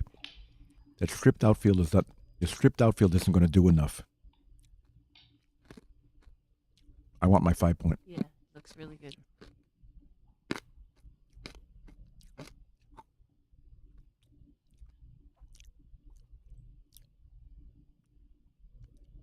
It's all stripped. All the outfield points are stripped. It's a fragile position. Mm-hmm. Kimon is just going to attack on the 4-point, and if it works, if he either makes the 4-point or he's not hit back, he's probably going to cash the game. Be able to cash the game. Marin. Hi, Marin. Marin absolutely makes the 5. Okay. I agree with Marin. Marin's always right. Marin has XG to help him That's usually. right. Marin says this is Marin's also a strong player. Yes, she's a very strong player. And we see what Jose did. This is an ugly shot. This is the other reason to make your points at 5-point, because now this is ugly. I mean, against nothing, maybe Kimon would break his bar point and bring builders. Honestly, I keep my 4-prime. I break my bar point anyway. Maybe that's not the right play because he does not want to be hitting loose pips in a race where he's ahead. Okay. This is difficult. This is difficult. I think without the 5-point made, I might. This is difficult. That play doesn't. No play looks good here.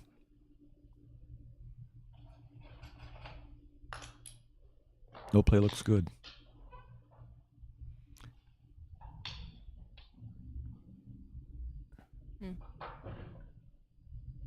The idea is you don't get hit, then you attack, and you still have a 4-prime.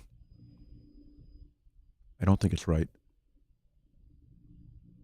It's a bad time to get hit. Again, we see the value of Jose's 5-point. Mm-hmm. Right. The hits are far more threatening this way than the other way. If he pulls the builder down. Mm-hmm.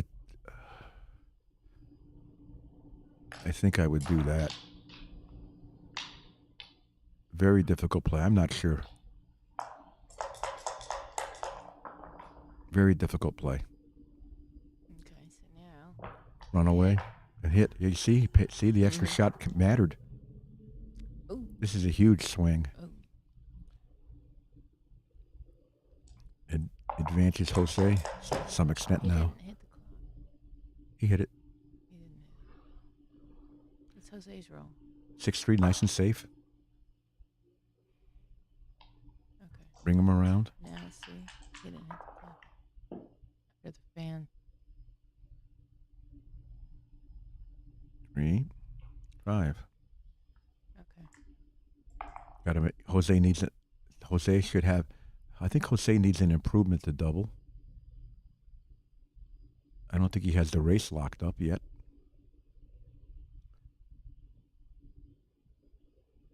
I'd like to double more with another point on my board if I were Jose.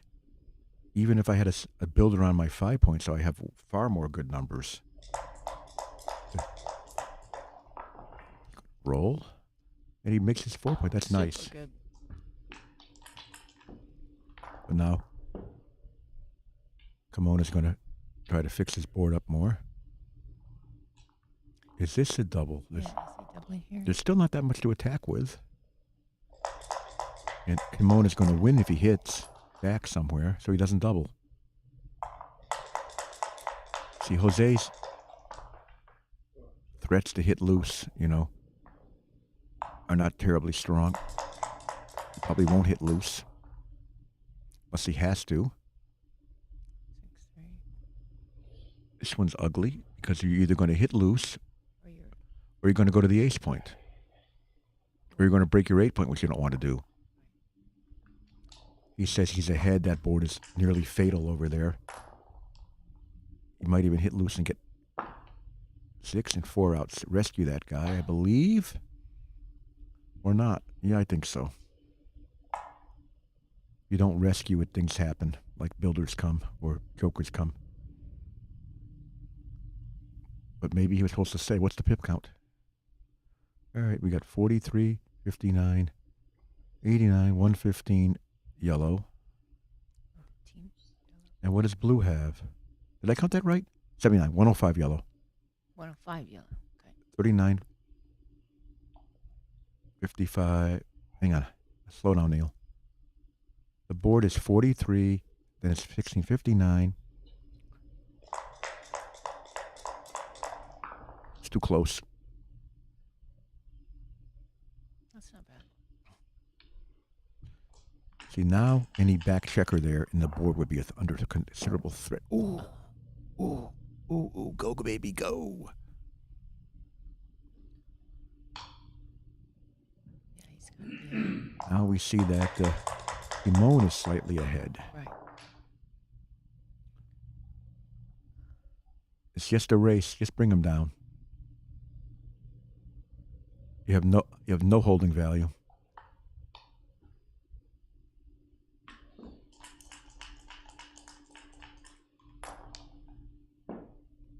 So he doesn't play deeper in his board than he needs to. Pick a 3, doesn't matter. 8 to 5 is just as good. He needs. That's. Now 6 in, and I think I go to the 3 point. Diversify a little bit.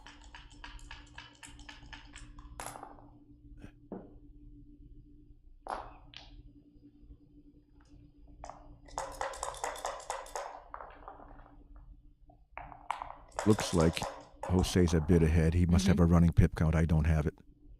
2 guys to the 6 point here. That's not the best. I prefer the 6 point. 3 gap doesn't mean much. Cover that 4 gap. Good play. Race looks about even. All right, they're in nicely. Good spots.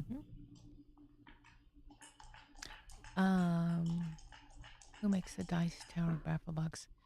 We carry a number of different baffle boxes.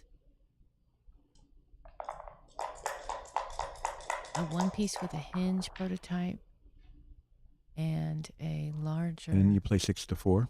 3-piece. You can get them at apbg.shop.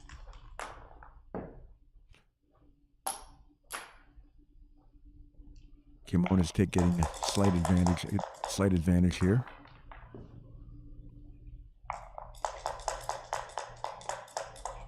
Pip count is 58-52.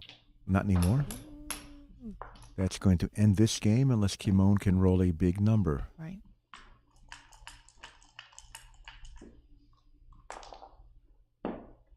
Is that big enough? Well, Kimon has 42. And we have 35 for yellow. He's got to double this. 7 pips. Same number of checkers. Each has a gap. I pass. Yeah. 38.45 is too much of a pip differential. It's almost 20% you can't take.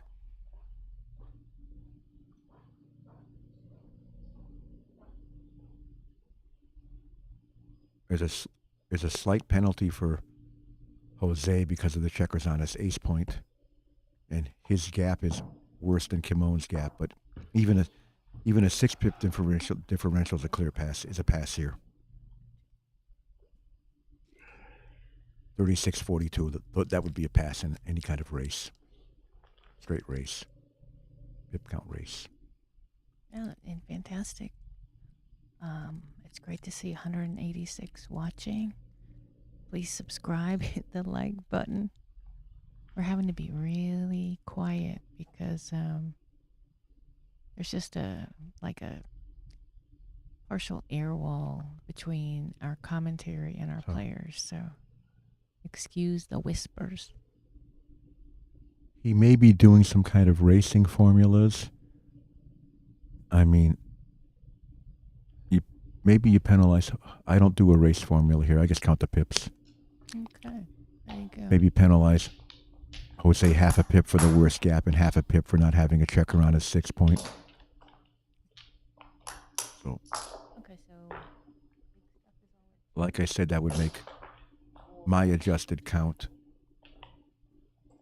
at the worst for Jose's side 36-42, and that's just a clear pass.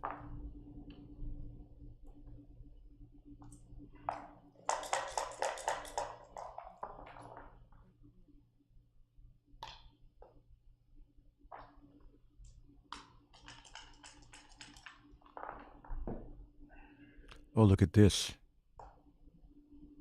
Standard play is to make the bar point against an opening 6-2, but this is better here. It does not leave a blot on the 8 point.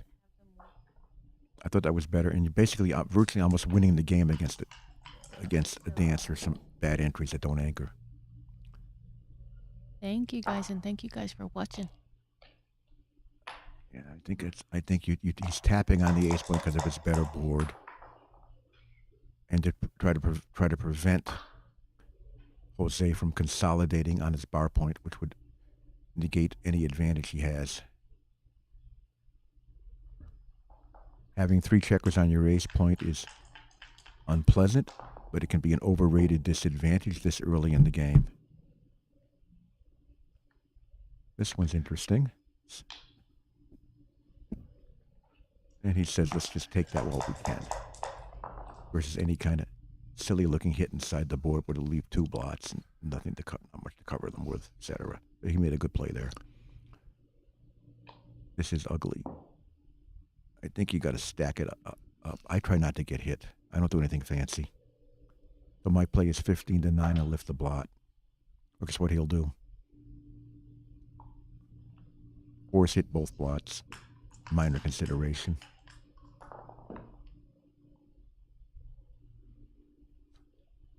Six down.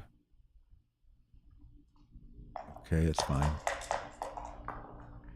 Or you could have tried for more by leaving the bar slotted and playing the ace inside.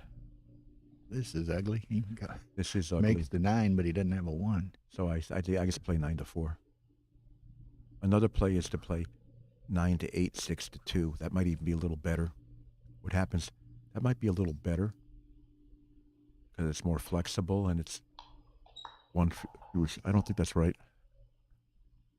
Outfield points are stripped. He'd like to do something with that stack on the 6, but Well, a stack on the 6 is. Yeah, he'd like to how play. about you hit loose, Neil? To the ace.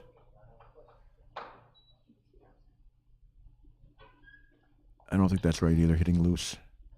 I can see why, but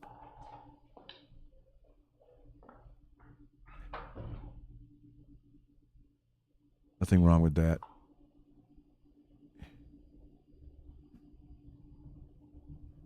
Maybe he'll end up hitting loose for lack of anything else, but that's an extra blot.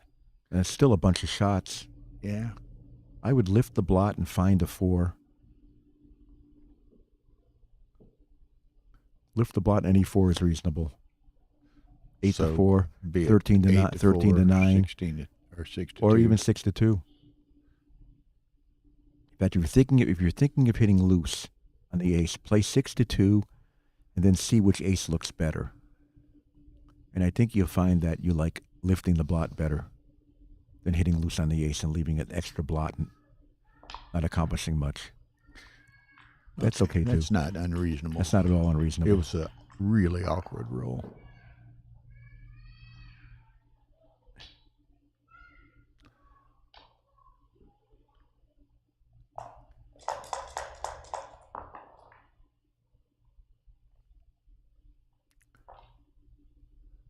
Dump it behind quickly.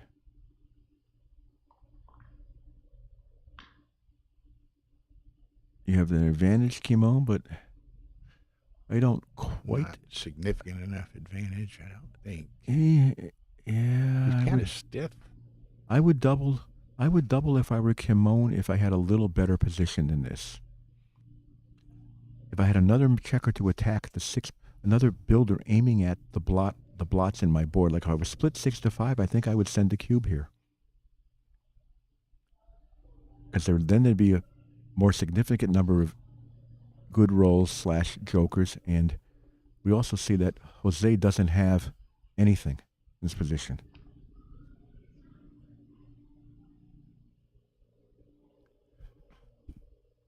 Oh, So man. where's Marin to put this in XG and tell us how close to a cube this is? She said she wouldn't be doubling. Are you inputting any positions, Marin, by chance? Oh, you're not. Okay. 5 and 3. You see how having an extra builder would have helped big time. Okay, Okay. No Jose, sweat. you need to do something. No sweat. This does something. Hit and make the 3. Hit, make the 3, dupe 2s, dupe 4s to enter. This is no double. I don't think. There aren't enough rolls that hit. And you can hit something, and if you don't follow up with an attack in your board, he's just going to come in and anchor and still be in the game.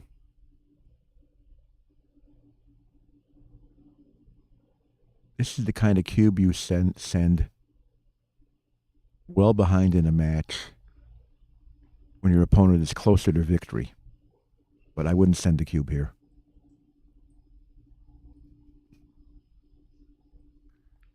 You need more good numbers. If you roll like Vinny if you roll a points out, if you roll a 6 or a 3, you're not hitting anything unless the roll is 4, 3, or 6, 1. Yeah. So there's plenty of numbers that don't do anything, and then it's anybody's game, and you're giving up the cube.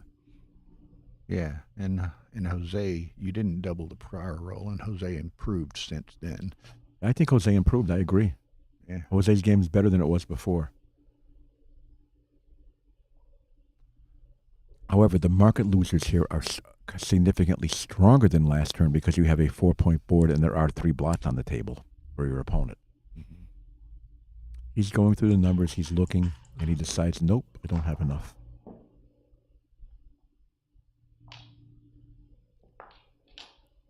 You see, even a dance now, And he still doesn't have. he may double, but he may double now, but it's an easy take. He doesn't have any immediate cover. So we see he entered and hit loose in a position that's nowhere near overwhelming, and I think it's a take. 9s and 11s cover, and double 6 covers, and 2s hit. I don't mind the double because there are the joker's possibilities. There's the possibilities of a gammon, and you have a better game anyway. And Jose may bring builders, and Jose dances again. Then you can really work him over. But it's going to be a while before those 3 back checkers get into the blitz or get away. So I'm grabbing this cube. Lets it go. I think passing is a blunder. Maybe I'm wrong.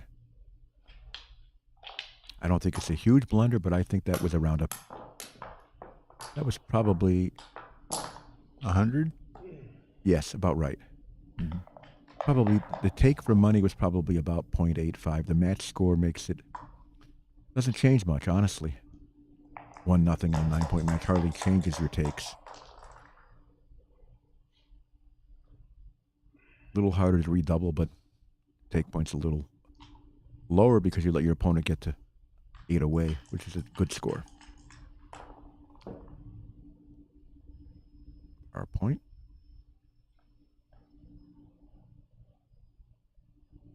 He's looking at hitting. I make the bar.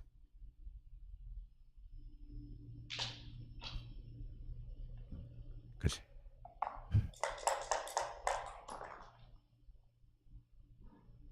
that's lovely.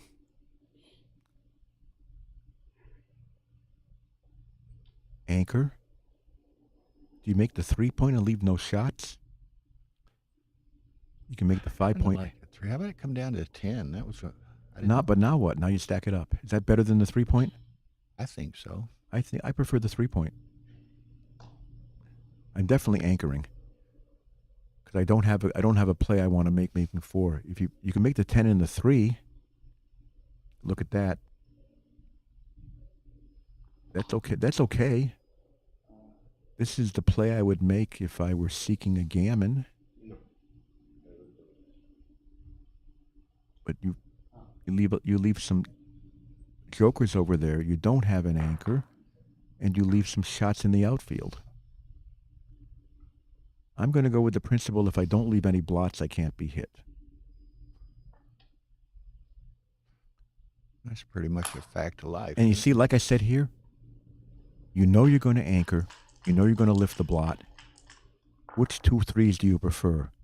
Unstacking 6 to 3, or playing 13 to 10 and having a big stack on your 6-point? I would have made the inside point, whereas my colleague here likes the 10-point.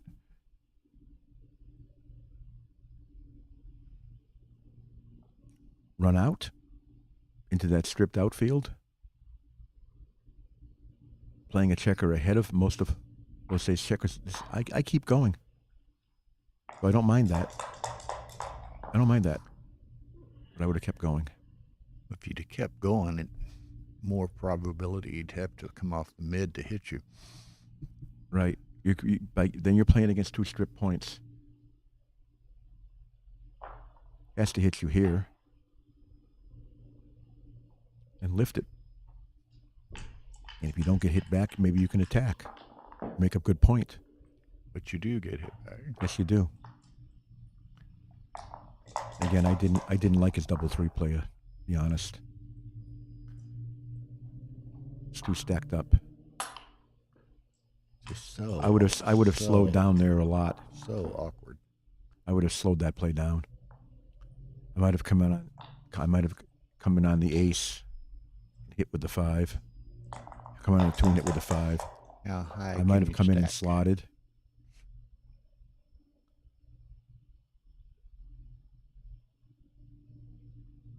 I would be looking positions, but I'd rather be blue. Yeah. I think I'm just making the 2-point if I'm Jose. I got to get something going. Unstack the 1 off. I'm of getting 6. something going, and it's the back checker. Okay. I don't want a stripped 8-point.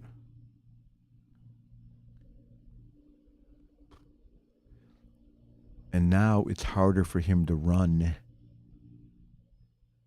guess what I think he needs to do? But that's 21 shots by running from the 18-point. And you still have to bring it home. Maybe that's wrong. It's just ugly. It's hard to play ugly positions.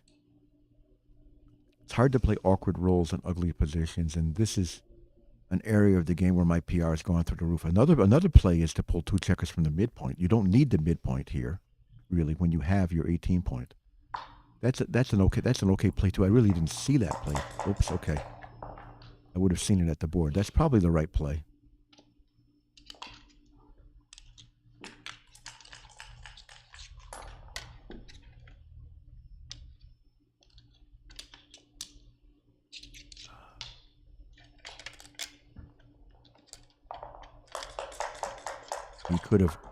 He decided not to give up the midpoint, and he would have been punished if he gave up the 18-point, to try to run home, because he's far from being able to get home anyway.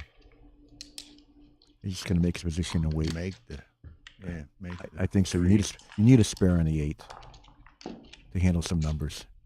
That's nice.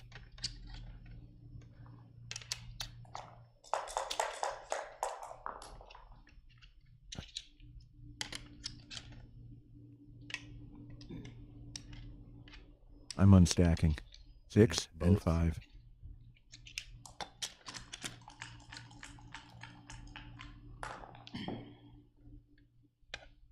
Take the 5 point. And see if he wants to hit you. If you- Yeah. He if has he- to give up the anchor. the last ace doesn't help you. You have 2 blots in your home board. Yeah, well, the only way he's going to ever hit over there is a hit and cover. That still leaves a blotless 3-1, and even that's not a safe play. Now the problem is the last ace. You have to play. You want to play 1 ace, and you must play 2.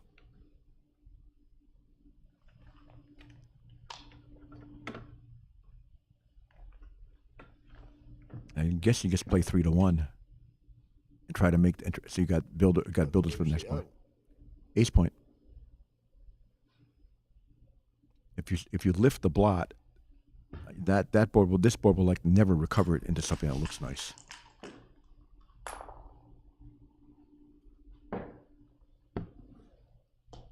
Two, 3. Lift it, and maybe he's going to double. We'll see. I think going to count the pitch and double. This doesn't help. This is the problem with the last play for Jose is if you don't cover conveniently, what's the pip count here? He decides he can't leave 3 blots in his board or break his board. Midpoint is nice, but it's probably going to have to go at some point anyway, so I think he's got to do this. Let's count pips.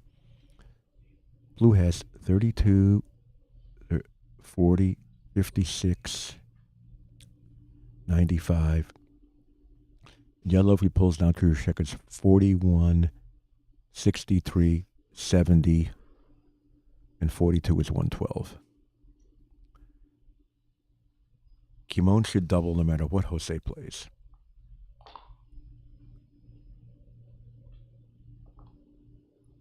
And I think he's probably just supposed to 2 blots in his board and try to make a 4-point board next turn. Something like that. That's reasonable too, but I don't like it. There's your cube.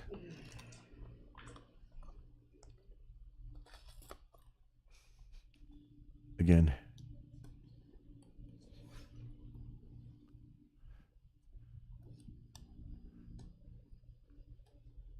Is it a take? I think he can take this. It's not happy.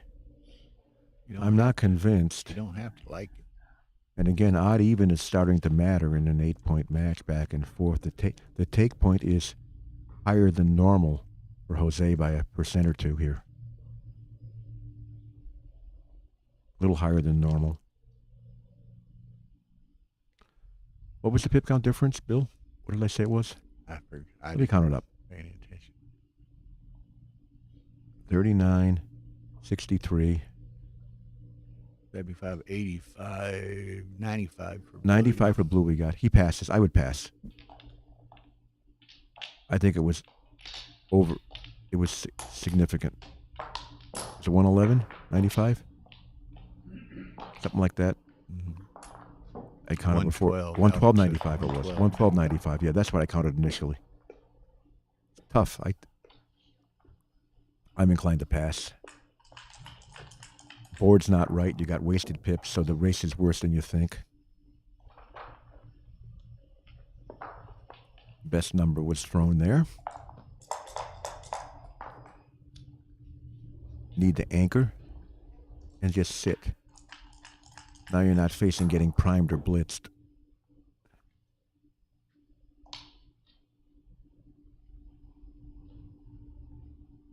Do you slot the 5-point here? I do. I do. That can be right. That's conserving the race play, but I like slotting the 5-point. It's not like this hit is safe. For Jose, I would have slotted my 5 and 4. You're probably right, Ian. Well, now he Terry. makes his 5-point. Significantly better game for Kimon with the 5-point made. This is why Jose should have slotted 2 points last turn.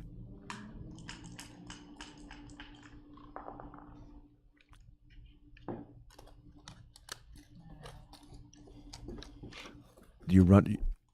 If you run, you leave a lot of hit and covers. But they usually only hit and cover 1 point. And you're certainly fine if you hit back from the bar. And if you don't run, you're leaving blots anyway and breaking something.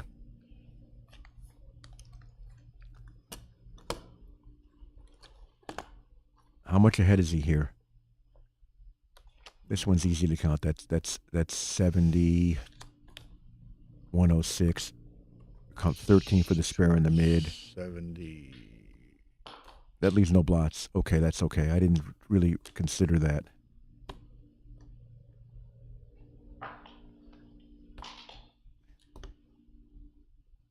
Well, even hitting and covering one is going to be risky here, but you still have to play. I'm doing this. This is me.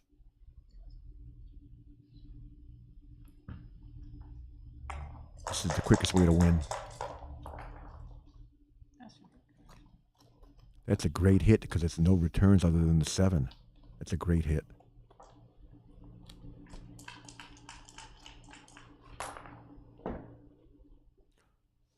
Okay, that's the wrong time for that. Wouldn't have played too well anyway, but still the wrong time for that.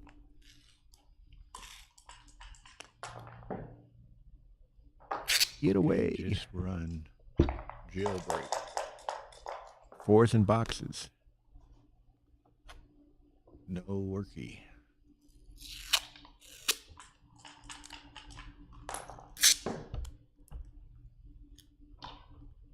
Okay. It's better than a couple of numbers that left a direct. I need a little help here for just a second. Okay.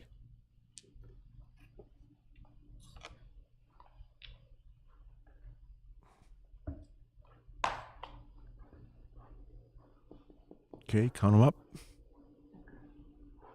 See, he got hit and wasted pips dancing, and he's still well ahead in the race. That's why it was right to run. Doesn't quite have a double.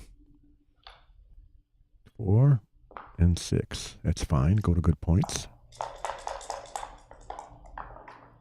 I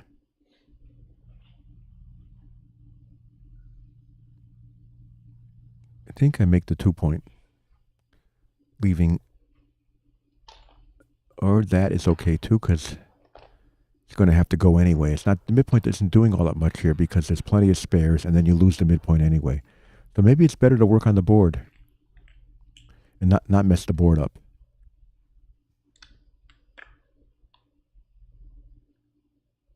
But I think if you're going to do this, it's better to have builders. So I would play 11 and 7.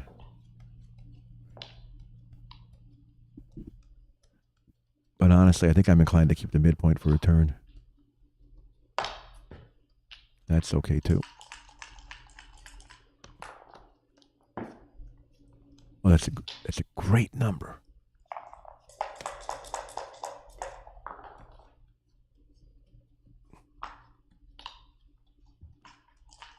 Not ahead enough in the count.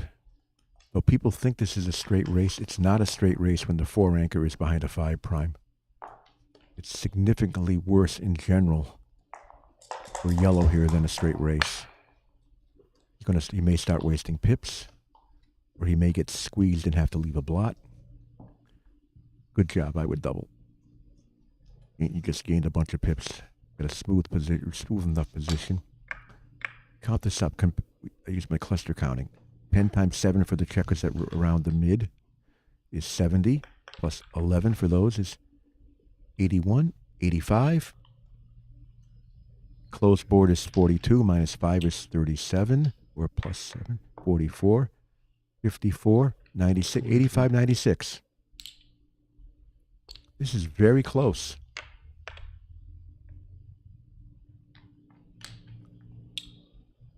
I'd like it better if I had my 5-point closed if I were yellow with the same pip count. Because then if something funny happens, I have to game 1. Okay, let's see, go 7-5. I thought it was very close.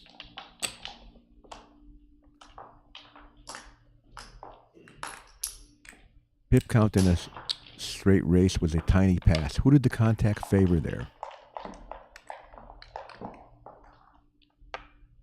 Unclear. Probably could be Kimon by a little bit. So I don't fault the pass there. That may have been a tiny pass. Or the match score makes me think it could be one of those tiny pass for money, tiny take at the score. Tough game this backgammon is. I'm going to take a short break. I will see you all in 5 minutes. Okay, Neil. Thanks a lot. Take over, Dennis, please. It's back. Hello, folks. Neil's taking a short break. This is Dennis Culpepper filling in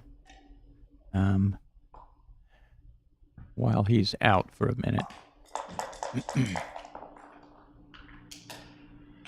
6-5, it runs. It's a good shot. And Blue runs himself. Now Blue's escaped all his checkers. Looks like he makes a 3-point.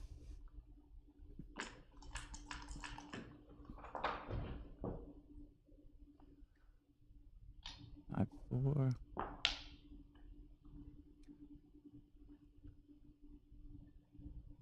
Yeah, the race is really close. That's a tough play. Do you bring it in or bring down? Probably this year it's quite a few shots if you bring it down. 8s and 9s. But I'm unsure of that one.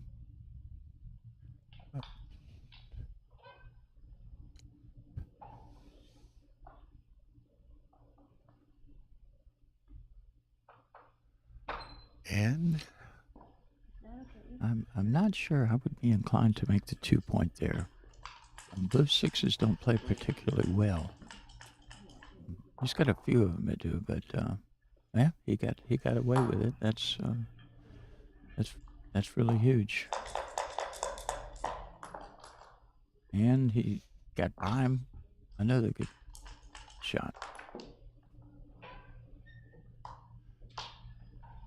okay, just to answer a question here and pass a little general information on, ideally at 2 p.m., 30 minutes from now, Carter Madig and Joe Urso will play on stream 1 for the championship division ABT final.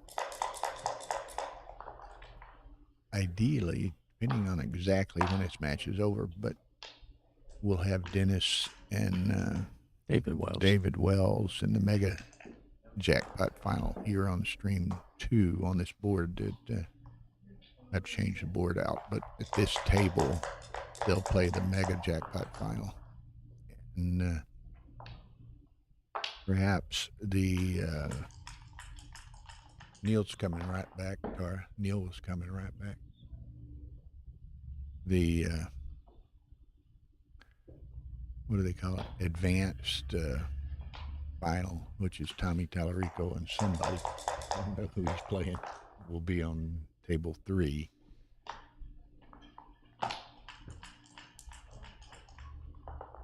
Yeah, stream 1 will be going to Galaxy.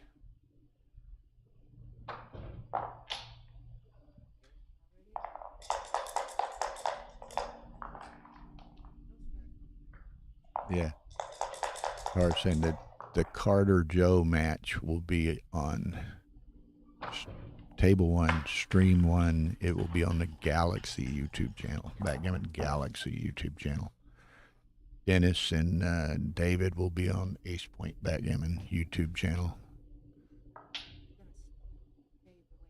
Yeah, stay where it is.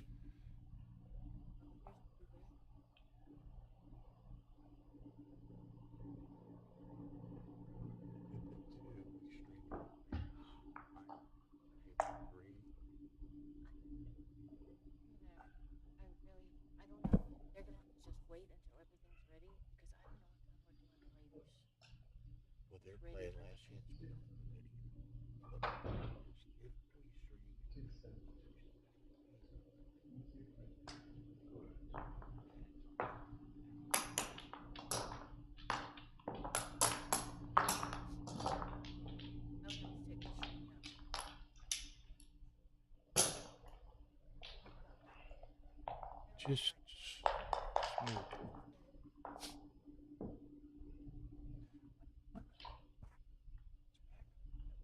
Okay. My match. It's fine. I'll hang around for a bit.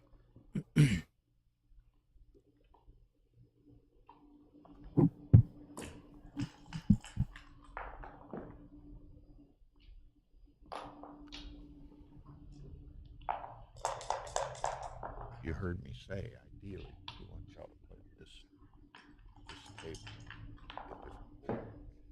But, so we'd like, and we'll see how the timing works out. I'd like to wait till this match is over and start your table up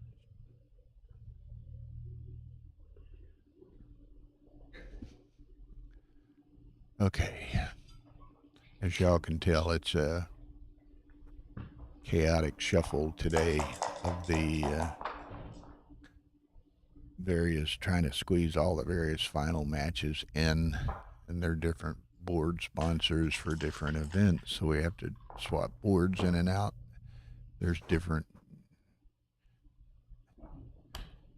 YouTube channel variances, and we have to swipe those out somewhat. Yes. Can wipe this from the Miami streaming if it's where you want it to be, or does she need to go to Backgammon? Well, Galaxy? yours put will us where you be want to. yours will be on Ace Point Backgammon. It'll be just like Stream 2's already open. So she can put Ace Point Backgammon and find The icon for Day 5 Stream 2 or whatever it is. And Okay. it's really been a little bit of a struggle for Tar and myself with having to shuffle so many boards and so many channels. It's not how we usually work, but we're getting it done. I think you just come around here, like he's pointing at there, 13 to 7. It locks up all the pips, but it doesn't bear on him when he doesn't anchor or hit you. So the builder is, I believe, preferable.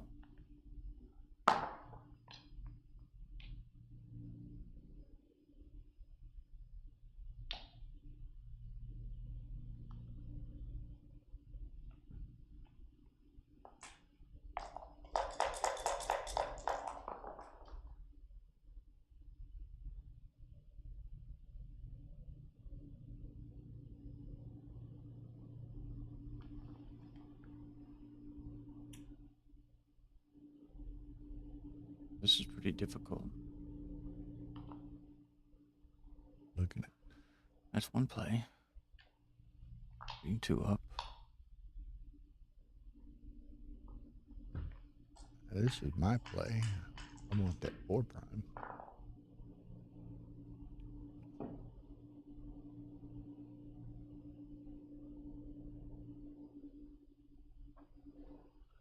Just run it around the. No, I don't know. My first thought's run it around to the 10, which is what he's pointing at. Although you could step up and make the 20, then find a 6, but there's no pretty 6s out there. No good one. That's the best of them. I think I might be inclined to do this. Just grab the anchor instead of running around, giving him a free roll to escape a point. It's not clear, but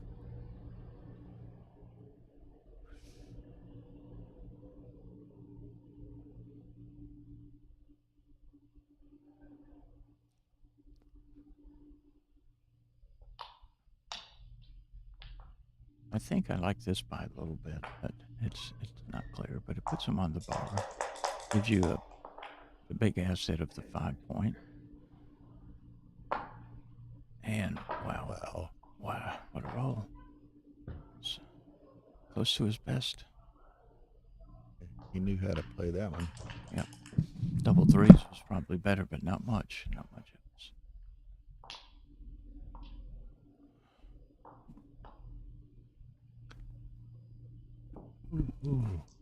There's Well, sometimes when you throw cubes like this, you roll doubles.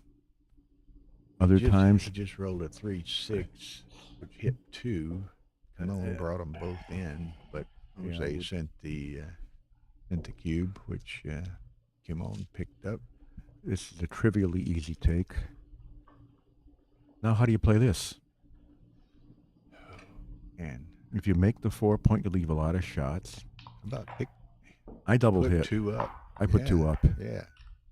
The key feature of this position is the chance to joker home a semi blitz or keep your 4 prime. And by doing that, you bought some. But again, we see this tempos is and so forth. this position does not really look like a double. And I wouldn't have doubled when Jose did. I didn't think it was good enough. Not with the opponent having his 5 point. Another checker out of play. Might not be the right idea. It's just Kimon's superbly timed at the moment, so we'll. well timed. Got a spare ready to hop out. And he can still win going forwards. Right. All right, lift it up and break the 9 point and get some spares. He doesn't really want to block him in. He just wants to try to get home. But he needs his spare checkers, and now he's got some to play. It could lead to something a bit awkward here, but he has no choice. I keep the best 3 point forward. I don't want to step up. So you just he's looking at step. I don't think I step up to the 4 point. I don't. You get way more contact from the 3 point. So just play 7 to 5. Just play 7 to 5, and hope to get out next turn and keep your 5-3 game. Run with the spare next time. And if you can't run with the spare next time, you Give up break the your mid. midpoint. Yeah. That's life. There you go. There we go. He's going to play this.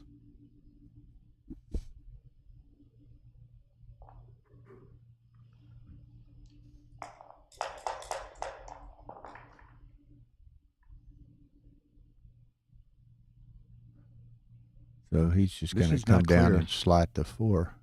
I'm slotting the 4. I'm definitely slotting slotting the the 4. Yeah. It's worth the risk. This is very hard to bring home with no 4 point. 3. There's some defects in his board, but this is hard to bring home with no 4 point. This is not. Where's the ace? Kill a checker to have more builders for the 4 point. 6 to 5. Spares in the 5 point, 6 point are nice. How about and I think I don't know. How about hitting the 10? He's got 2. I don't hit 2 blots over there. I don't think you want to get into the complications. I don't know. I don't see how bringing checkers helps back. More checkers back helps you here. Mm-hmm. That's if you hit back, and sometimes you don't hit back. Okay, good play then. I would have hit the 10 if I had my. I would have hit the 10 if my 2 point was covered, but not with all these blots. I would have played 6 the ace as Jose did. That's a nice roll. And make Nice the 2. enough. But again, he should have slotted his 4 point. If he had his 4 point, it's much easier to clear this position. Give up the mid. He wants to make his 3 point much more than he wants to make his 2 point. So he does that. Here's a shot. This is a forced shot. Just pay off the 5. Yeah. Again, with the 4 point made, he would have been able to clear the bar point and play safe. It's a big mistake not to slot the 4 point earlier, as in probably blunder.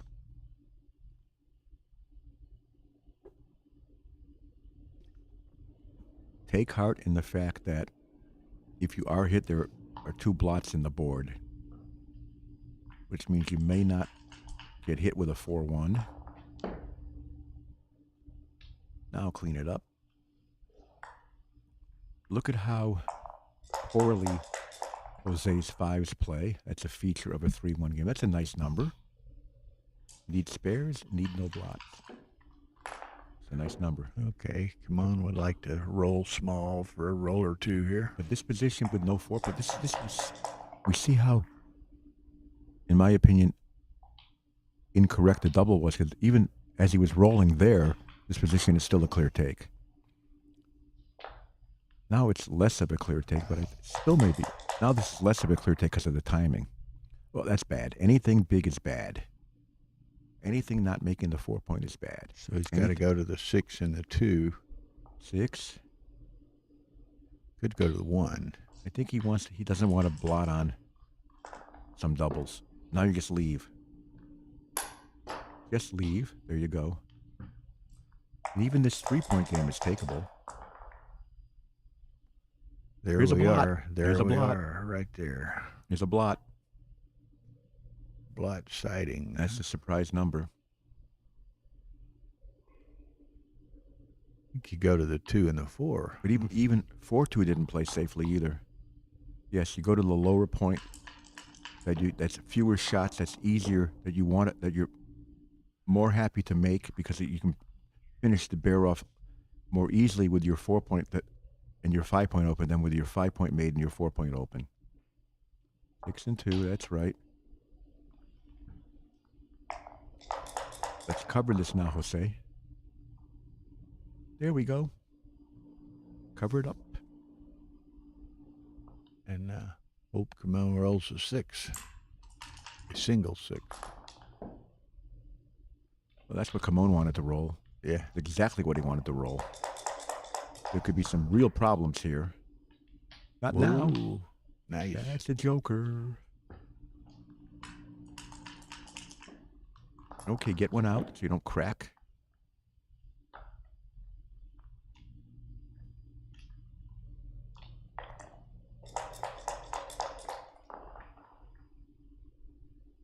Pick and pass. Yeah. You want to throw that checker up on the bar to kill any race fig with a big double.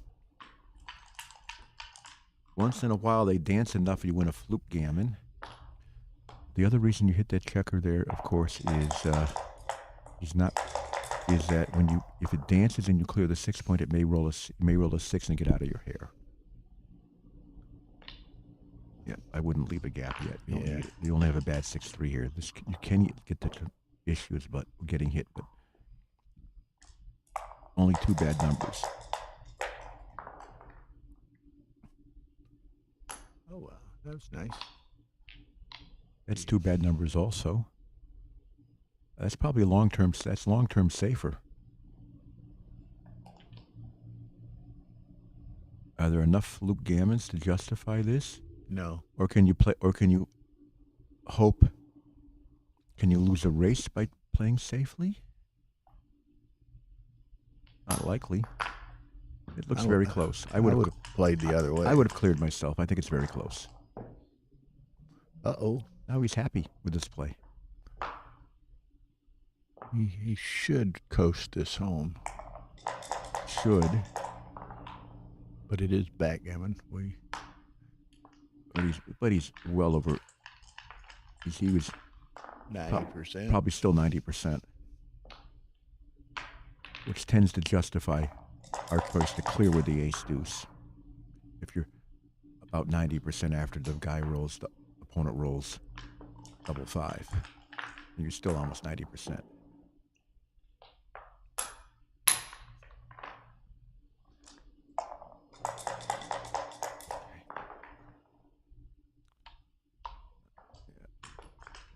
We need double 6s, and we need it now, Kimon. Well, that's half a double 6. That puts him in striking range with another double 6 if Jose can roll poorly. Nope. That's over. Game is over. This is over now. Curtains. Mathematically impossible because he's got 6 pips. This is math. Rolling dead. Wow. Yeah.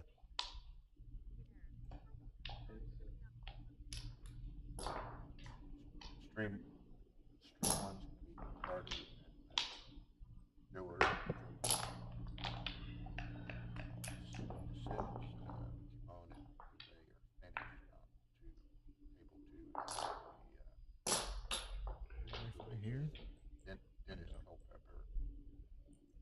Yes, I am.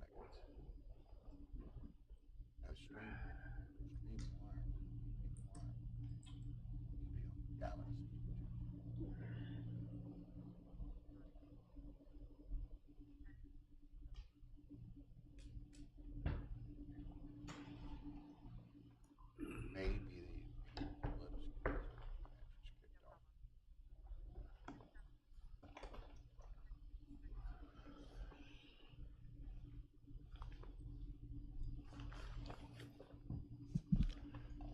Okay, break time.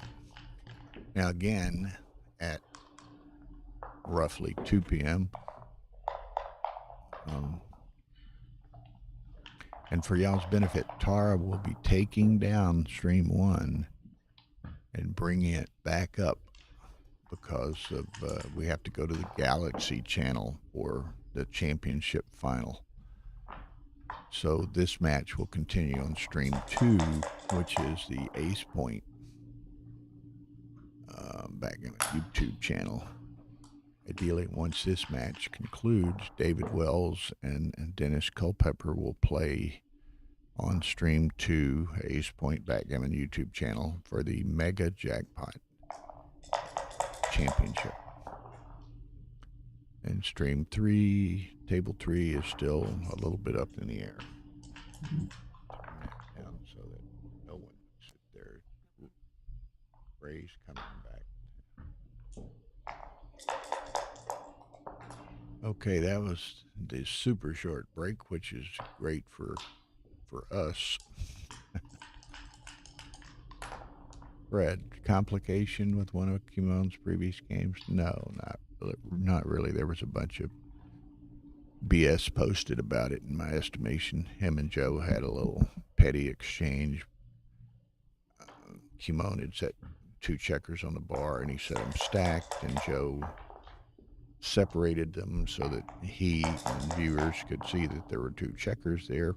And Kimon says, "Don't, what are you doing?" I put them up there, and Kimon put them back to being stacked, and Joe put them back to being separated. Running? Is he ahead in the race to run here?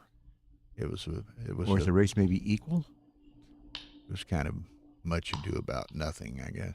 He's certainly unlikely to be profitably hit, but there is a couple of double jokers. I mean, he might run if the race were equal. I think he's supposed to stay. I didn't count it. I'm sorry.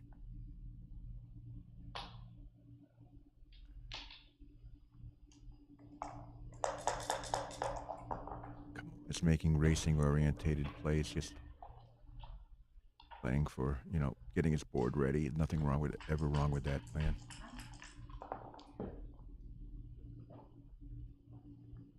That's nice.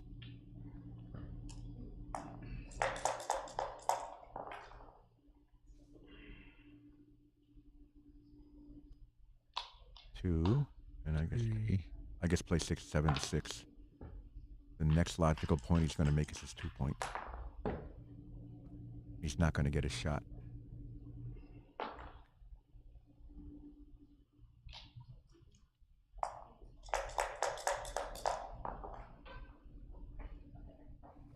There's the 2 point. Alberto's behind. He doesn't run. And leave a couple of jokers. Despite the 3 blots up there. But right. He's just going to stall. He doesn't want to clear his 8 point and be squeezed on the next bad 6. So he's wasting some pips for the race.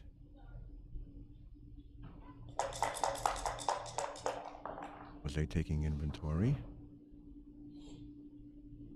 I think he'll just go to his ace point here.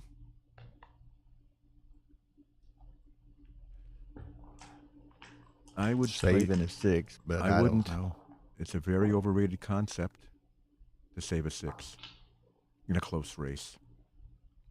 The bot will show his play was probably wrong. He rolls a 6. See, he rolled the 6 he saved, and he's going to make the same play, and now he doesn't have his 6 point. Mm-hmm. Those got to go. Yeah, there's no question how to play this. You've got contact against the midpoint anyway. You've got contact against the 8 point. It's indirect. You don't want to play it in and break the fives. And Kimon has a blot to clean up. This and you need the spare checkers to play, so you must clear the midpoint. Anything else is a blunder. It will be. This is awful. Ooh, I don't like. It's bad for the race as well. I need to talk a little softer. Terrible. I'm sorry, that's bad. People make a lot of mistakes in mutual holding games. Surprising number. I may tend to still lean toward Do you ever quit eating? paying off a little too often to a few jokers for a more flexible position. Hey, Marty, good to see you. You see, Kimon is considering leaving the 3 and 8, but he decides against it because now Alberto has nothing to play. Now Jose has nothing to play. Well, now he got something to play, but he would have had the same result the other way with a better race. Yes, Neil and I were. Had he addressing properly that, cleared the Marty. 6-4, he would have had a better race.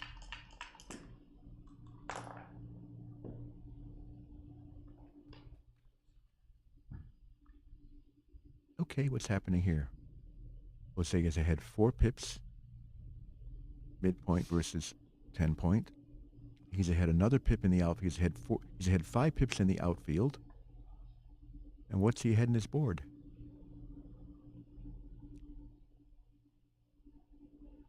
3 pips. 2 pips he's ahead in his board. See what I'm doing? I'm doing a comparison. So he's ahead 6 pips. I wouldn't double.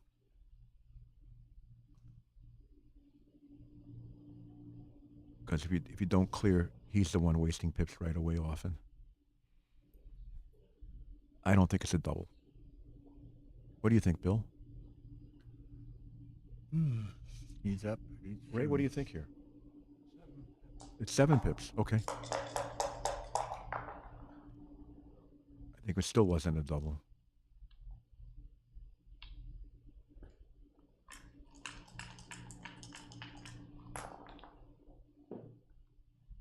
Slot it.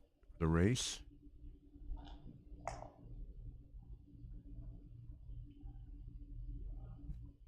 Jose, your position got worse. You have less timing and you wasted pips.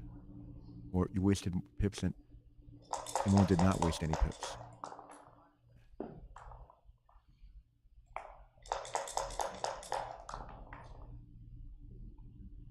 So he wasted pips. What a difference if he'd cleared, properly cleared with the 6-4 earlier. Because then he probably would have been able to double. It would have been a straight race. Play the 1 and play the 6. Don't leave a shot.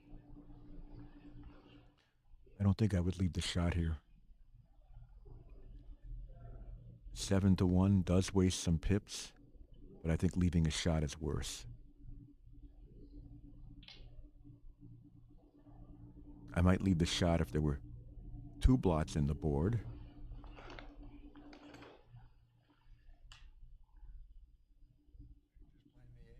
I'm playing to the ace. How about you, Ray? We've got Ray Fogel in here as well. For those of you who may be watching from abroad and may not know Ray, he is the second most winning player in the American Backgammon Tour over the more than 30 years it's been going on.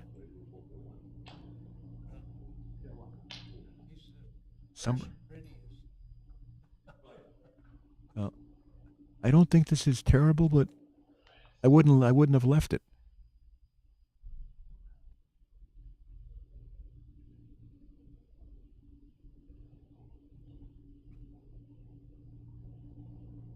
You were going to the ace point also, Ray?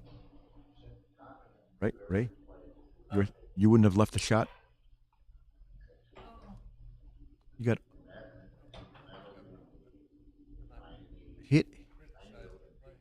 hit and miss will be game over. with the cube, unless he decides to cube now, and you've got the 3-5 now becomes a joker instead of leaving a direct shot.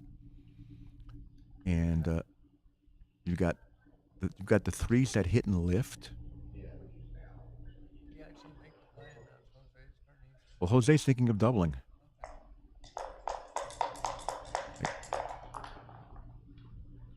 And there's the thing of the reason not to double is that now Jose's going to hit and lift, and he'll have a splendid double that might even end up taken if he comes in, because there's still contact. You got to hit that. Hit dance ends the game, and hit miss leads to a double. Even if he comes in and covers, it's a double. I think.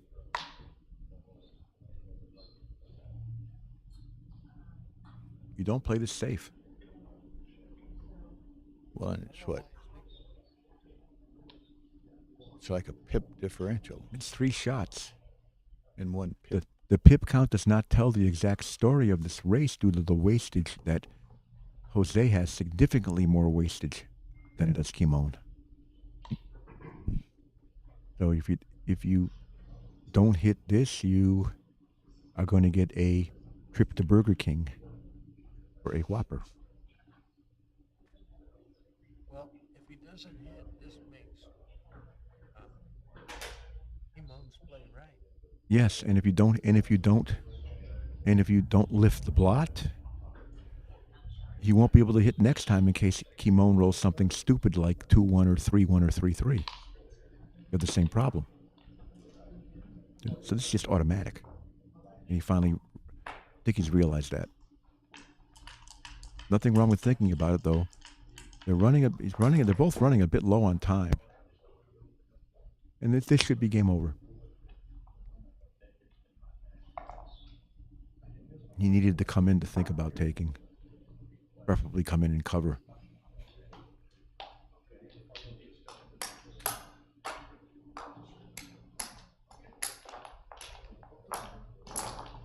Okay. Again, you can't always fault what people are thinking about. No, but I played Jose, and there was a lot of critical situations where he thought over some weird move and then just made the right one. Yeah, that's what Ray's saying. Yeah, as long That's what he did there, right? yes, you care about the play, not so much what they think about, but the play they make. Right.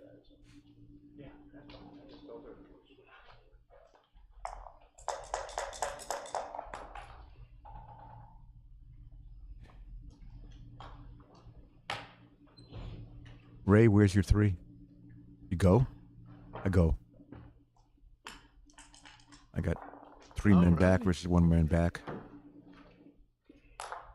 Now you're left bad 6s from the bar.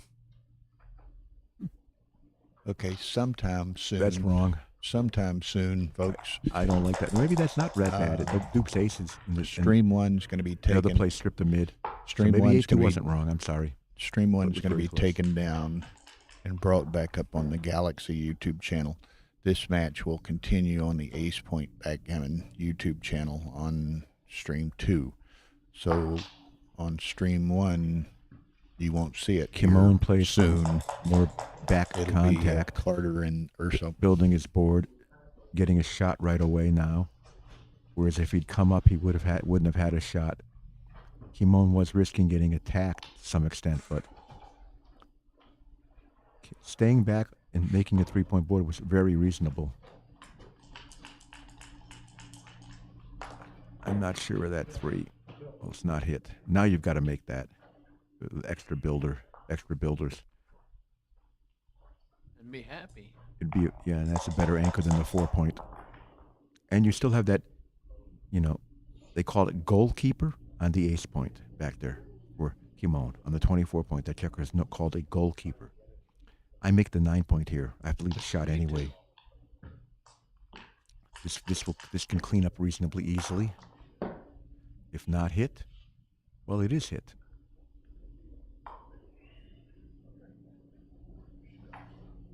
Now for the deuce.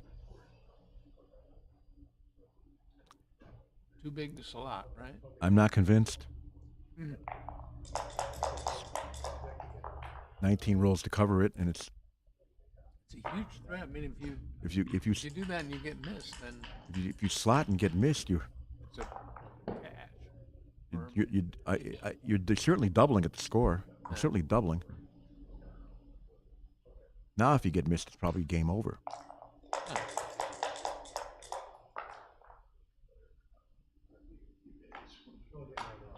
Now what? I just take it out of there. I think I would hit him off the ace point. You would? I don't mind that.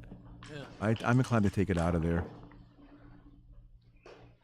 Oh, Well, I would have got. I won the one game rollout.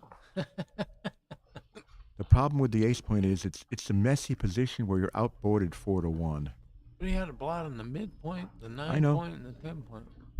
And you hit all those blots, and the guy gets shots back in your board or makes some kind of playable back game setup with a second anchor. I got you. I don't leave any. I don't. Do you hit this? 6-1.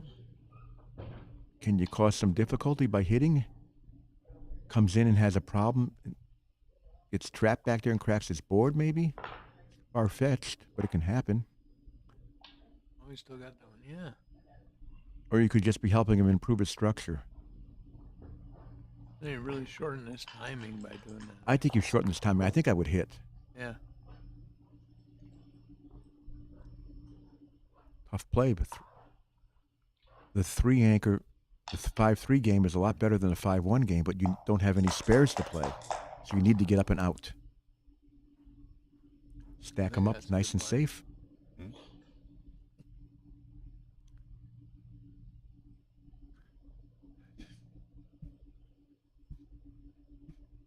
Okay. Well, you only have one play that doesn't leave a direct shot. Am I missing something? That's that was okay. That works too. Okay, I thought I was missing something. That was playable too. Very fortunate. Cover. Now there's some bad rolls. And that And there's going to be continued bad pressures that rolls. indirect blot to do this. Shots are coming. And one guy's got a 5-point board, and one guy's got 5 checkers stacked on You the 6 on? point.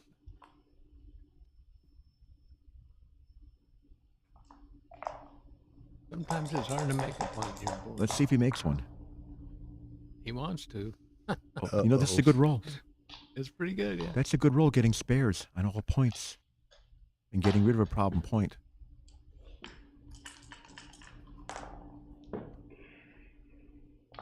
Jose's plan is to make a point. If Jose leaves the shot, then can Kimon double? Oh, that's a nice. No. There you go. Yes. That's it. Keep your spares. You need to make more points to win the game. He saw it. Yeah. He put it back instantly.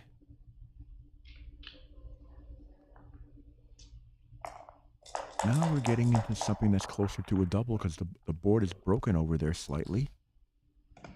But I think Jose needs to make another point. So awkward. So does he, because he rolled so fast. Well, you can't double after rolling. You can't double after cocking the dice, for starters. No. You have to roll. Okay, just got to go to the 3. And I'm going to keep the spare on the 8. I want another point on my board, then I'm going to double.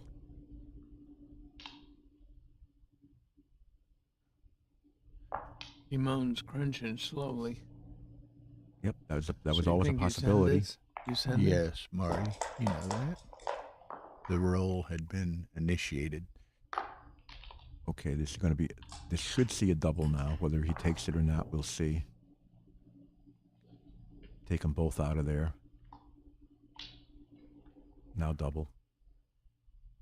I would be tempted to leave a guy. But you then you get doubled and pointed on? Well, I might not get doubled. It's easier to just double the ace point. You would have been doubled playing me. I would have gotten. No, I know. It No, is I'm not easier to double playing the ace you. point. Go another 6-4. Play to clear. Yep. I would do that. I play to clear. Okay.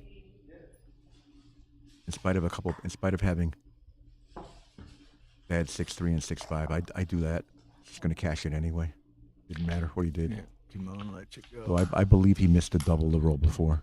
Now again, very soon, Stream 1 is going to be taken down and brought back up on the Galaxy channel for the final ABT event, Carter and Joe. This match will continue on Stream 2 on the Ace Point YouTube channel. It's there now, and it'll stay there.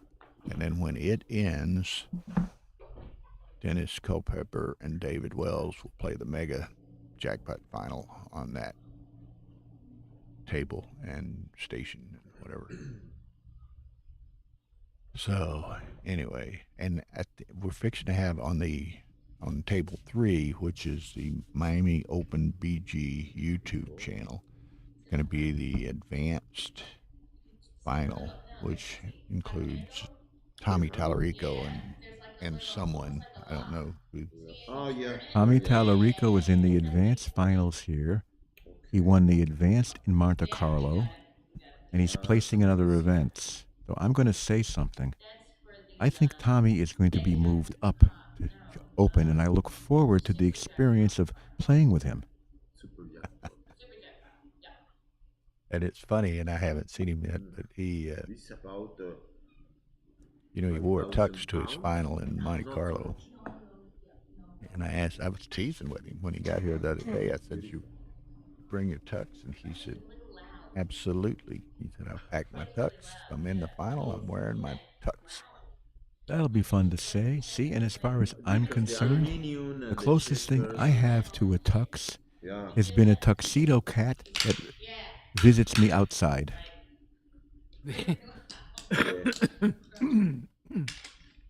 probably bring that tux to every tournament for the next 20 years. Marianne, if you, and I use will try to get a direct link that I can send to you, but if you go to like youtube.com, once you're there, in the search bar, type Backgammon Galaxy,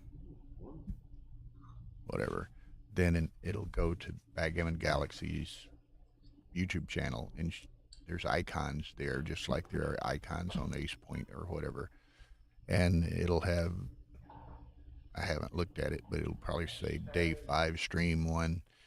And you click that icon, and it says upcoming for the moment, but it's scheduled, but it's not on yet. But anyway, hopefully you get there. What's the reason for the switching back and forth? Sponsorships, and we're having to switch out almost and it's something we're not accustomed to doing, and it's a lot of work, and particularly You're having to do what? Switching out boards every match, switching. Oh, I see. Switching Yeah, 'cause YouTube I see channels. this one says Chris Lloyd on it. Yeah, and we got to move when Dennis and David play here in a second. We got to take out the Chris. Well, we have a put in a P40 break. I'm board, taking but a the short break. P40 I will be sponsors back. that event.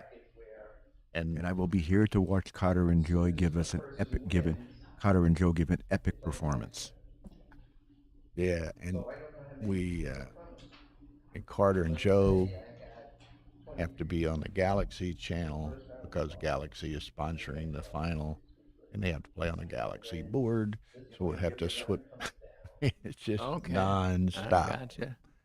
And some of those table boards, we have to move they don't table. sit on the table. We have to move the whole table back and forth and get the cameras calibrated on them. It's I got you. it's What's a this? greatly thing over here? enhanced workload. That's from That's a previous tournament. Okay. yesterday or something. Adam Prager and Showaki. Well, I might have to. I mean, I can't stick around. I'm in the Doubles. money of seniors and the 1-point matches. This is the only place where they had 1-point matches cost $10. There's Tara. That's the old one. Yeah, I took that one down, so that one's gone.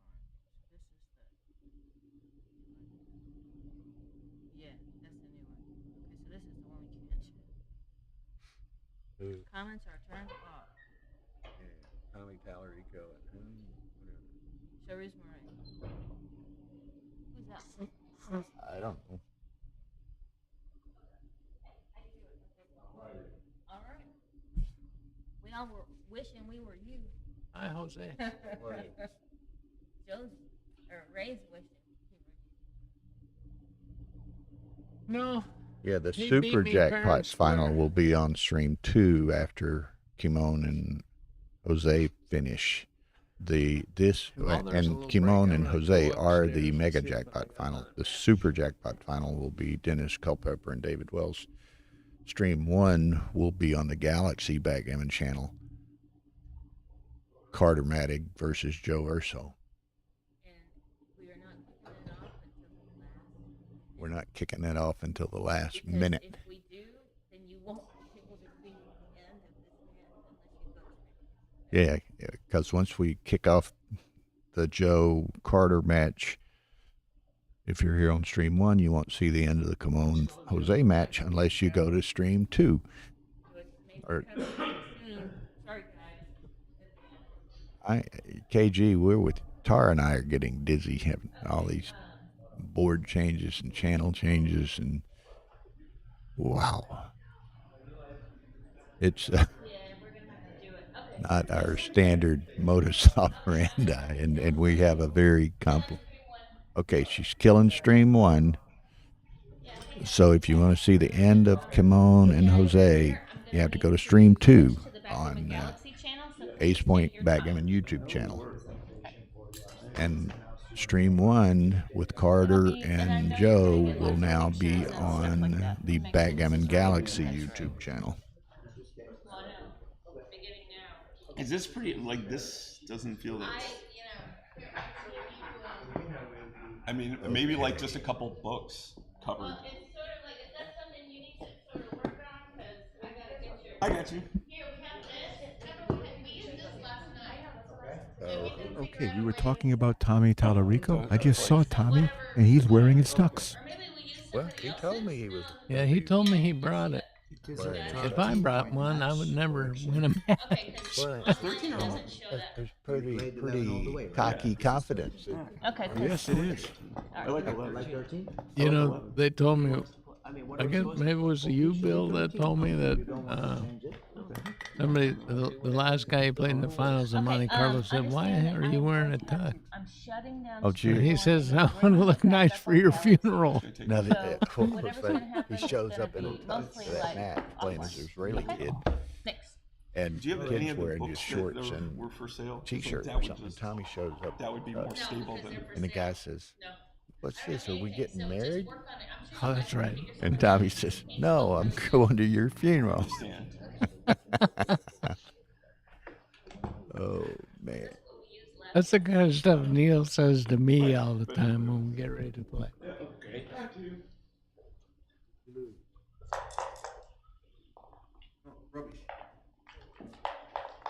Okay, Jose and Kimon started up again.